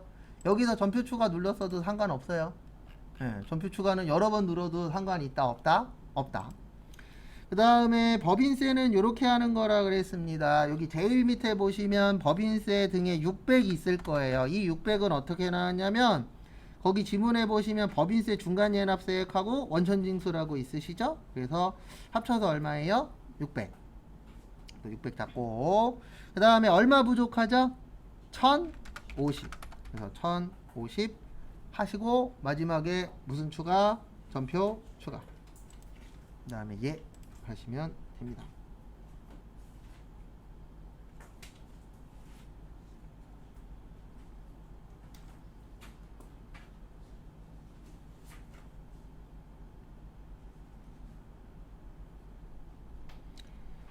그 다음에 꼭 얘 보고 나가세요. 자동결산분계 뭐야? 완료. 꼭 보고 나가시고. 그래도 결산도 조금씩 풀다 보면 늘어요. 근데 방법은 솔직히 딴 거 없어요. 누가 그냥 너 하나라도 더 풀고 더 기억하냐, 그 싸움이라. 그래서 나중에 다른 자격증 시험 준비하시는 분들도 똑같아요. 잘 안 돼. 그러면 솔직히 방법은 하나밖에 없어요. 반복적으로 계속 보는 수밖에. 그리고 얘는 꼭 해야 돼, 이런 거 있잖아요. 얘는 자주 안 나오는데 잘 안 돼. 그러면 상관이 없는데 이건 계속 나와. 근데 안 돼. 그러면 하게끔 뭐 해야 돼요? 만들어야 돼요. 그건 어쩔 수 없는 거예요. 왜냐면 이게 시험도 그렇고 회사도 그렇고 내 개인적인 거 인정해줘요? 안 해줘요? 안 해줘요. 그래서 제일 슬플 때가 언제냐면 아플 때예요. 아플 때 회사에서 아프냐로 땡이지, 너 아프니까 나을 때까지 집에서 쉬었다가 와, 이거 안 되잖아요. 그래서 제가 딱 군 생활에서도 한 번 울고 자취할 때도 한 번 울었는데 그때가 몸살 났을 때. 근데 아무도 없어. 자취할 때에도 친구놈이랑 같이 자취했었는데 친구는 이제 집에 가고 주말에 저 혼자 있었는데 아파갖고 혼자 펑펑 울었죠. 왜냐면 기지도 못했어요. 너무 아파갖고 움직이지도 못하고 할 때 있었고, 군대에서도 아픈데 야 근무 올라가, 이게 땡이거든요. 군대에서 뭐 누가 뭐 너 약 먹었냐 이런 건 상관없거든요. 왜냐면 얘가 근무를 안 올라가면 딴 사람이 근무 나가야 되니까. 그리고 저기 뭐냐 바닷가 쳐다보면서 해 뜨길래 해 쳐다보면서 펑펑 울었죠. 내가 여기에서 왜 이러고 있나부터 해갖고 이제 그 몸 안 좋을 땐 오만 가지 생각 다 들잖아요. 안 아픈 게 가장 좋은 것 같아요. 그 다음에 저기에다 밑줄 치세요. 생산직. 그 다음에 여기로 오세요. 원천징수에서 무슨 자료 입력이요? 급여 자료 입력. 그리고 제일 중요한 건 여기에요. 여기 위에 무슨 공제요? 수당 공제. 그리고 여기는 좀 특이하게 2명 걸 넣으셔야 됩니다. 그러니까 요때 100회 때가 좀 평범하진 않으신 분이 시험을 내신 것 같아요. 약간 좀 달라요, 평소하고. 일단 기본급 상여는 부, 직책도 부, 직책 없죠? 그 다음에 월차도 부, 그 다음에 식대는 거기 봤더니 현물 식사를 제공하지 않는다. 그래서 그 다음에 자가운전 봤더니 본인 명의의 차량을 업무 목적으로 사용한 직원에게 자가운전 보조금을 지급하고 실제는 지급하지 않는다. 그래서 그 다음에 정규 업무시간 외에 추가 근무를 하는 경우 매월 20만원까지 야간 근로수당을 지급하며 저기에다 밑줄 치세요. 생산직. 그 다음에 마지막에 써놨죠? 비과세로 뭐한다? 처리한다는데 여기 보세요. 여기 밑에 있어요. 얼마 이하여야 된다고요? 그래서 거기 금액 준 거예요. 2,400하고 얼마요? 2,800. 그래서 일부러 주신 겁니다. 금액은.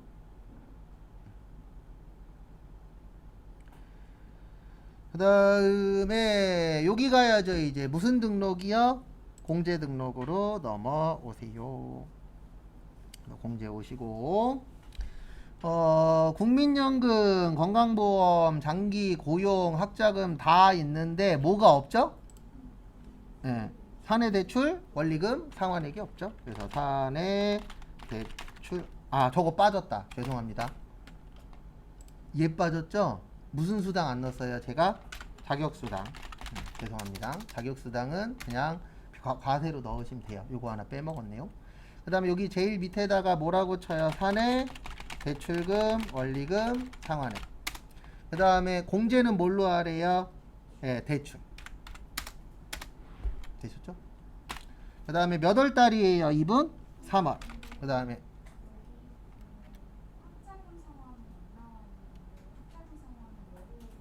학자금 상환은 여루 하나 부루 하나 안 떠요. 그러니까 여기 잠깐 봐보세요. 31일 여기 안 뜨잖아요. 그래서 뜨네? 그러면 여기 다시 들어가서 부루하시면 되고, 여기 보면 지금 학자금 상환 여루되어 있는데 안 떠요, 프로그램에. 근데 불안하면 그냥 뭘로 바꾸세요? 부루. 상관없어요. 그리고 여기 들어왔는데 필요 없는 게 있네. 그러면 다시 가서 뭘로 바꾸시면 돼요? 부루 바꾸시면 돼요. 근데 이럴 때 있어요. 부루 안 바뀌어. 그러면 금액을 안 넣으면 돼요. 그러니까 그 상황에 맞춰서 내가 대처를 잘해야 돼요. 그래서 원래 제일 좋은 건 여기 없네 그러면은 부루 만드는 거고, 그 다음에 부루 했는데 부루 안 바뀔 때도 있어요? 없어요? 있어요. 그럴 때는 금액을 안 치시면 돼요. 그 다음에 기말은 보시면 220에 월차가 없어야 되는데 월차가 나와버렸네. 그러면 얘 뭘로 바꾸면 된다고요? 부루. 그러면 없어져요. 그 다음에 식대가 10, 자가가 20, 야간이 20, 그 다음에 자격이 15. 그 다음에 국민연금이 85,500원, 건강보험이 64,460원, 장기가 7,300, 그 다음에 저기 어디 갔냐, 고용이 24,000원, 사내대출금이 4558, 520, 45910, 4590. 그 다음에 김가연씨 보시면 자격수당이 있죠. 이거 못 없애요. 왜냐면 한 명이라도 넣으면 삭제가 안 돼요. 그러면 이럴 때는 금액만 뭐 하면 된다고요? 안 넣으면 돼요. 근데 이런 걸 안 겪고 시험 가잖아요. 그러면 이거 하루 종일 잡고 있어요. 그럼 이거 잡다가 다른 걸 뭐해요? 못 풀어요, 제대로. 왜냐면 시험도 멘탈 싸움이거든요. 제가 봤을 때 본인이 시험 점수 나올 정도의 공부를 했어. 그러면 그 다음부터는 멘탈 싸움이에요. 시험도. 그래서 이런 날이 있잖아요. 전체적으로 다 잘 돼. 그러면 틀리던 것도 맞추거든요. 근데 전체적으로 뭔가 계속 꼬여. 그러면 잘하던 것도 틀려요. 왜냐면 사람인지라 우리는. 그래서 흐름도 좀 중요합니다. 또 감독관이 잘생긴 사람이 들어오면 안 돼요. 이쁜 분이 들어오셔도 안 되고, 남자인 경우에. 왜냐면 어쩔 수 없습니다. 사람이 계속 눈이 가요, 안 가요? 가요. 그게 정상입니다. 그 다음에 여기는 안 넣으면 돼요. 그 다음에 연금은 85,500원 넣고, 건강보험은 63,460원, 장기는 7,310원, 고용이 15,200원 맞고, 사내대출금 없고, 그 다음에 17,180원에 17,710원. 끝. 여기는 원천징수 하라는 말 없죠? 그러면 안 하면 됩니다. 그 다음에 학자금 같은 경우에는 여루 되어 있어도 안 떠요. 프로그램 자체에. 학자금이라고 되어 있는데 안 뜨면 밑에다 하나 만들어야죠. 단순하게 생각하세요. 여기다 분명히 여루 했는데 안 나오네. 그러면 밑에다 하나 만들어 버립니다. 그래서 우리 식대가 비과세 있잖아요. 그 과세면 어떻게 해요? 밑에다 하나 만들죠. 그렇게 단순하게 생각하시면 돼요. 근데 학자금은 왜 안 뜨는지 모르겠는데 이거 프로그램상 문제인 것 같아서 안 나올 확률이 좀 크긴 해요. 네, 문제 2번. 다음은 연말정산을 위한 박세무입니다. 여기로 와주세요. 여기 연말정산 추가자료 입력 눌러주시고,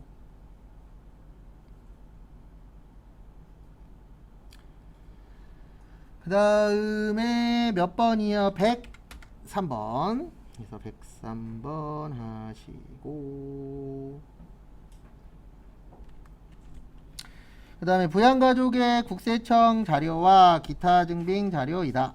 아래의 자료를 이용하여 연말정산 추가자료 입력 메뉴의 부양가족 탭을 수정하고, 연금저축 등 탭 연말정산 입력 탭을 뭐하시오? 작성하시오. 그 다음에 세부담 최소화를 가정한다. 그래서 보시면 첫 번째 여기로 오시기 바랍니다. 무슨 탭이요? 부양가족.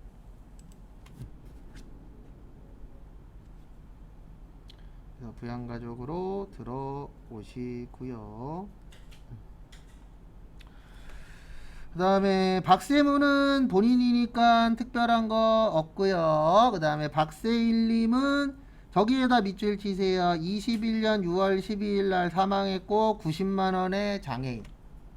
사망하신 분은 올해까지는 받을 수 있어요. 그리고 옛날 거 푸실 때 조심하셔야 되는 게 여기 위에 연도 나오거든요. 요 연도 확인해서 하셔야 돼요. 그래서 지금 우리가 푸는 건 몇 년도예요? 21년도예요. 그러면 요분 몇 년도에 돌아가셨죠? 21년도에. 그러면 올해까지는 공제 대상입니다. 그래서 몇 세 이상? 60세 이상. 그 다음에 거기 보시면 요분 뭘로 되어 있죠? 또 장애인으로 되어 있죠.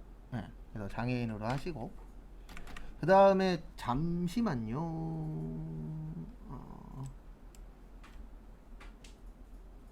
이분 몇 월 달에 몇 월 달에 돌아가셨죠? 6월 12일. 저기에다 밑줄 치세요. 만 몇 세요? 그래서 이거 부예요. 여기상으로는 지금 70세로 뜨거든요. 이게 왜 그러냐면 여기는 12월 31일 기준으로 계산을 해요. 그래서 거기 몇 세라고 준 거예요? 69세라고. 우리 경로우대는 몇 세 이상? 70세 이상. 그래서 여기에서 프로그램에서 경로우대 체크가 되어 있어도 지문에 69세면 몇 세로 계산하셔야 돼요? 69세로. 그러니까 법이 이상하게 가고 있는 거예요. 그러니까 서로 다른 거예요. 경로우대 할 때는 만으로 몇 세가 지나가야 된다? 70세. 근데 이 프로그램 안에서는 몇 월 며칠 기준으로 보는 거예요? 12월 31일. 근데 요분은 6월 12일 날 돌아가셨잖아요. 이분 몇 월생이에요? 아니요. 날짜 계산 안 해도 되는데 지금은 이렇게 주니까. 그렇죠. 이분 51년 10월생이잖아요. 근데 6월 달에 돌아가셨으니까 아직 70세가 안 됐다. 근데 우리가 이거 계산하면 또 이상한 얘기를 할 거니까 거기에 준 거예요. 몇 세라고? 69세라고. 그래서 결론은 지문 잘 보셔야 돼요. 그러니까 꼬우려면 상상도 못할 정도로 꼬울 수도 있어요. 근데 그렇게는 잘 안 내요. 왜냐면 그런 경우는 우리 실무에서도 진짜 몇 년에 하나 있을까 말까잖아요. 예, 진짜 막 이상하게 꼬인 경우들이 있어요, 없어요? 있어요. 그래서 최근에 저기 인터넷 신문에서 봤는데 이건 꼬인 건 아니고 실제 그런 일이 많긴 하다 그러더라고요. 저기 대학생인데 따님이 애를 낳았어. 예, 대학생인데. 그래갖고 이제 엄마가 사연을 보낸 거예요. 내 우적에다 넣고 싶다. 딸 우적에다가 못 넣겠다. 왜냐면 딸이 앞으로 결혼을 해야 되는데 딸 밑에 자녀가 들어가 있으면 앞으로 결혼하는데 영향이 있어요, 없어요? 있죠. 그럴 때 어떻게 해야 되느냐 이런 것도 나오더라고요. 근데 그런 경우가 종종 있어요, 실제도. 그거 가능해요, 법적으로. 예, 가능해요. 예, 그건 가능해요. 근데 그렇게 했다가 나중에 또 다시 이렇게 갖고 오는 것도 가능하대요, 법적으로. 좀 복잡다단하죠? 근데 그런 건 실제 많아요, 적어요? 적어요. 그래서 그렇게 막 꼬진 않더라고요. 어저께인가 그저께 신문에 있더라고요, 기사에 하나. 그 다음에 배우자 기타 소득 복권 당첨은 괜찮다 그랬죠? 네, 좋겠다. 그래서 뭐요? 배우자. 그 다음에 자녀 취약 전 아동이니까 몇 세 이하요? 20세 이하. 끝. 그러니까 여기에서 주의하셔야 되는 건 경로우대 왜 안 되는지. 69세라 안 되는 겁니다. 부녀자는 본인이 부녀자요? 근데 거기 보시면 총급여액 얼마예요? 5,600. 부녀자는 얼마예요? 3,000. 그러니까 여자로 그 본인이 여자분으로 나오셨을 때 지금 이야기하신 것처럼 부녀자도 고민을 해봐야 돼요. 네. 그리고 여자분이신데 배우자가 없어. 그러면 뭐 넣어야 돼요? 한부모. 그 다음에 남자인데 배우자가 없어. 그럼 뭐 해야 돼요? 한부모. 그래서 시험 때 제일 좋은 거는요. 그냥 무난한 가족이 나오는 게 제일 좋아요. 어떻게 나오냐면은 결혼해서 애가 하나 있어. 그게 제일 나아요. 그리고 남자여야 돼. 그리고 생산직 아니고 무슨 직이요? 사무직. 제일 깔끔해요. 그게. 왜냐면 사원 등록할 때도 생산직 나오면 또 얘 고민해야 되잖아요. 이거.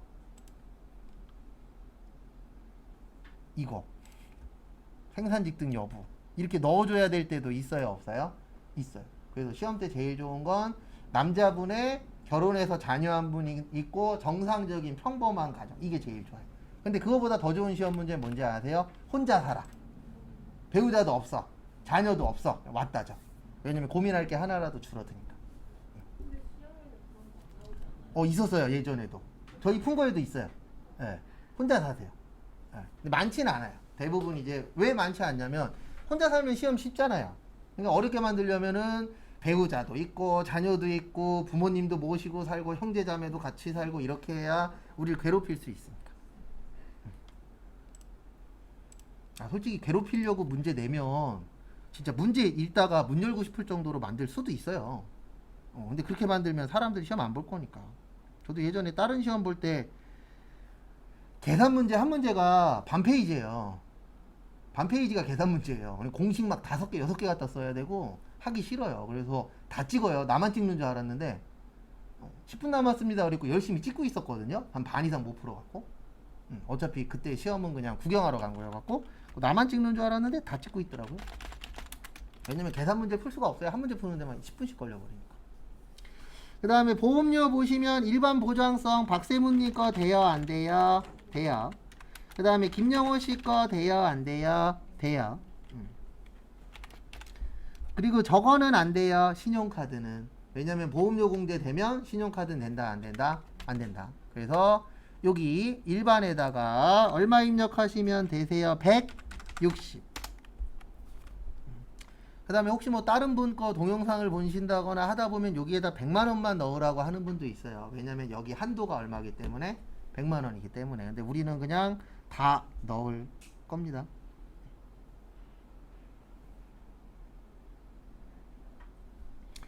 그 다음에 의료비 거기 보시면 저기에다 밑줄 치세요. 해외는 뭐만 가능? 교육비만. 그래서 700에서 얼마 빼셔야 돼요? 120 빼셔야 돼요. 그래서 얼마요? 580. 그 다음에 김영호님 피부과인데 무슨 목적이에요? 미용 목적 된다, 안 된다? 안 된다. 그래서 이렇게만 넣어주시면 됩니다. 근데 이게 의료비가 여기 위에가 2021년이라고 되어 있는 건 답이 다를 거예요. 근데 우리는 여기에다 넣는 거예요. 어디에다가요? 여기 의료비. 예, 여기에 넣는 방식이 다를 거예요. 그러니까 요건 그냥 액션만 취하세요. 그 다음에 누구 거죠? 이거 박세일. 그 다음에 금액은 580. 이게 왜 그러냐면 이 방식으로 넣는 게 2022년도 시험부터 적용이 됐어요. 원래 옛날에는 여기에다 넣었다 그랬잖아요. 여기 의료비에다 직접 넣었거든요. 근데 우리는 2022년도에 맞춰야 되니까 여기에다 넣어주시면 됩니다. 그리고 헷갈리시면 저기 연말정산은 OX로만 하셔도 돼요. 입력하는 건 100% 권장하진 않아요. 왜 그러냐면 내려가면 내려갈수록 위치가 완전히 바뀌거든요. 네. 그리고 안 들어가는 것도 있고, 그래서 옛날 거는 OX만 해보셔도 돼요. 연말정산은. 그리고 저거는 정상적으로 넣으셔도 돼요. 급여 자료하고 사원 등록은 정상적으로 되거든요. 근데 사원 등록도 없는 것들도 있어요. 오른쪽에 막 한부모 공제 이런 거 없는 연도도 있어요. 아주 밑으로 내려가면. 네. 그래서 입력하려고 들어갔더니 뭔가 달라 그러면 입력은 하지 마시고 요거 되냐 안 되냐만 한 번씩 체크만 하세요. 근데 왜 그러냐면 딴 것 때문이 아니고 완전 달라요. 입력하는 방식 자체가. 그 다음에 교육비 김관우 어린이집 수업료 돼요 안 돼요? 돼요. 그 다음에 거기 보시면 밥 먹는 것도 됩니다. 그래서 우리 관우는 90만원이 아니고 얼마예요? 110이에요. 급식비도 포함해 주셔야 됩니다. 근데 거기는 포함했어요? 포함 안 되어 있어요? 포함 안 되어 있죠? 그래서 일반적으로 학교에 별도로 내는 돈이랑 어린이집이나 이런 데 추가적으로 내는 돈들이 있어요? 없어요? 있어요. 그거 다 인정됩니다. 그래서 우리 현장 체험 학습비 학교에다 내잖아요. 그리고 그것도 따로 공제받을 수 있다 없다? 있다. 그 다음에 박세일님 사회복지시설 저기에다가 밑줄 치세요. 무슨 교육비? 특수교육비는 돼요.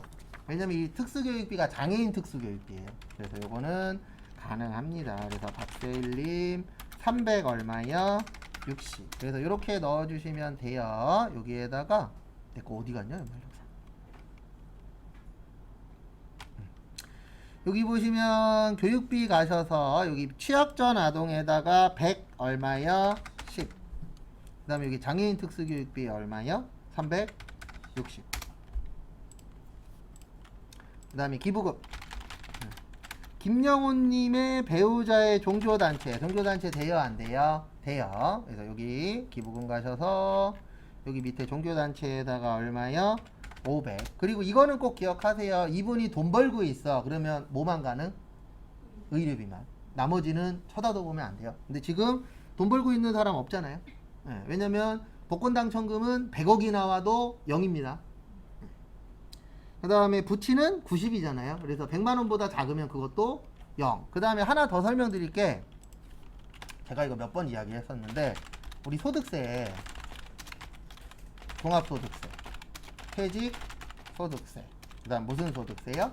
양도소득세. 이렇게 몇 가지 있어요? 3가지. 그 다음에 종합의 이자, 배당, 사업, 근로, 연금, 기타.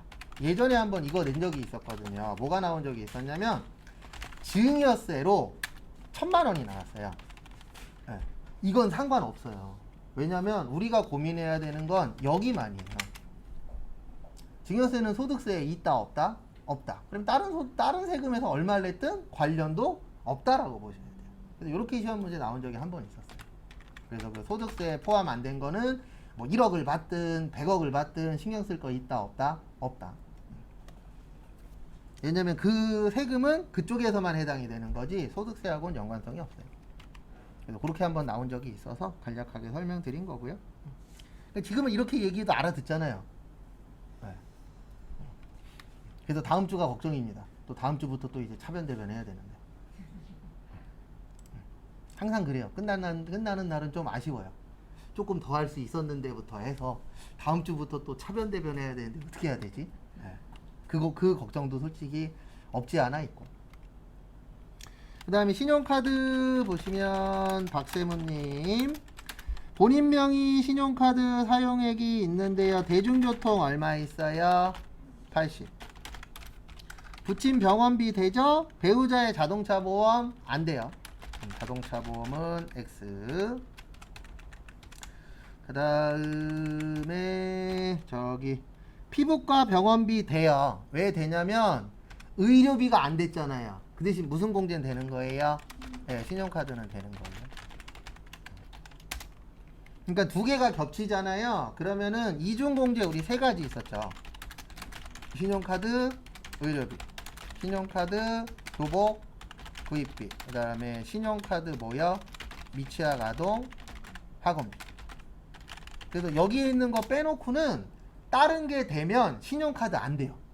근데 다른 게 안 되면 뭐는 돼요? 신용카드는 돼요. 그래서 신용카드는 항상 선순위가 아니고 뭐예요? 후순위예요. 순서로 치면. 그 다음에 김명호님 보시면 전통시장 20, 그 다음에 현금 영수증 얼마예요? 217만. 아, 맞구나. 그래서 이렇게 넣어주시면 될 것 같습니다. 여기 신용카드 가셔서 일단 쉬운 거 먼저 할게요. 대중교통이 얼마요? 80. 그 다음에 나머지는 이렇게 계산하시면 되죠. 2920에서 대중교통 얼마 빼요? 일단 80. 그 다음에 자동차 얼마 빼요? 100. 그래서 얼마만 넣어요? 2740. 아직 안 끝났어요. 그 다음에 현금 영수증 말고 저기 어디 갔냐? 전통시장이 얼마야? 20. 그 다음에 현금 영수증 217만. 그리고 제일 많이 물어보시는 것 중에 하나가, 이건 이제 아시는 분도 계시고 모르시는 분도 계시니까, 전통시장이나 대중교통은 우리가 구별하는 거 아니라 그랬습니다. 예. 그 뭐냐, 홈택스의 연말정산 간소화 자료에서 데이터 뽑으면 거기에 다 뭐 되어 있어요? 나눠져 있어요. 그래서 우리 전통시장 안에도 보면은 현금 영수증이나 신용카드 가능한 데들 있어요? 없어요? 있죠. 그러면 거기가 이제 전통시장으로 해서 그 카드사에다가 등록이 되어 있어요. 거기에서 긁으면 요 금액은 어디로 넘어가요? 자동으로 전통시장으로. 이렇게 시스템으로 되어 있는 거지, 우리가 전통시장에서 몇 월 며칠 몇 시 몇 분에 얼마치 샀는지 다 기억 못 하잖아요. 그래서 요거는 자동으로 시스템이 되어 있습니다. 그 다음에 연금저축하고 퇴직연금인데 주의하셔야 되는 점, 배우자 거라고 나오면 넣으시면 안 돼요. 아무 말 없으면 누구 거예요? 내 거예요. 근데 배우자 거는 넣으시면 안 됩니다. 네, 안 돼요. 여기 연금 그 관련된 거는 본인 것만 해줘요. 그래서 배우자 거 내고 있다. 그래도 공제 못 받아요, 내가. 다른 사람 것도 안 돼요. 누구 것만 돼요? 본인 것만. 그렇죠. 내 것만 돼요. 그래서 뭐 형제자매, 뭐 부모님 다 안 돼요. 내 것만.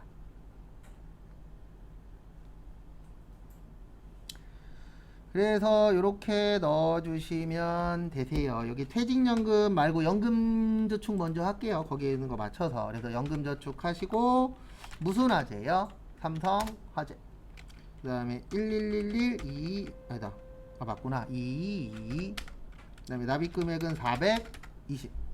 그 다음에 퇴직연금 가셔서 퇴직연금 하시고, 무슨 은행? 우리은행. 그 다음에 2221111 금액 얼마요? 200. 요러면 끝.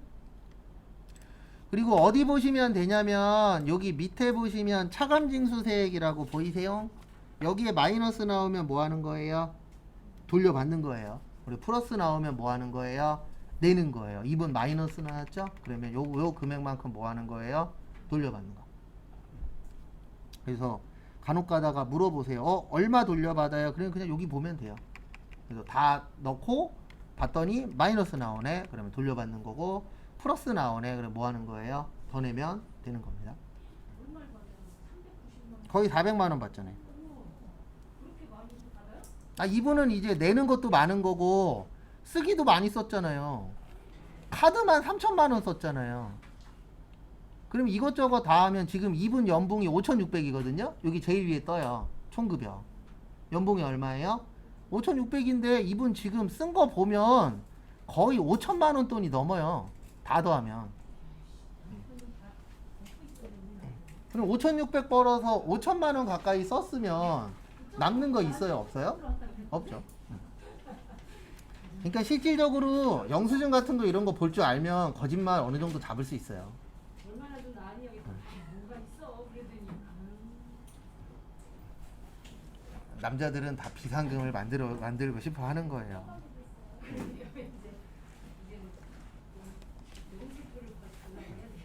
그렇죠. 그리고 월급 얼마 정도 받아. 그것도 그냥 월급 명세서 보면 되죠. 응.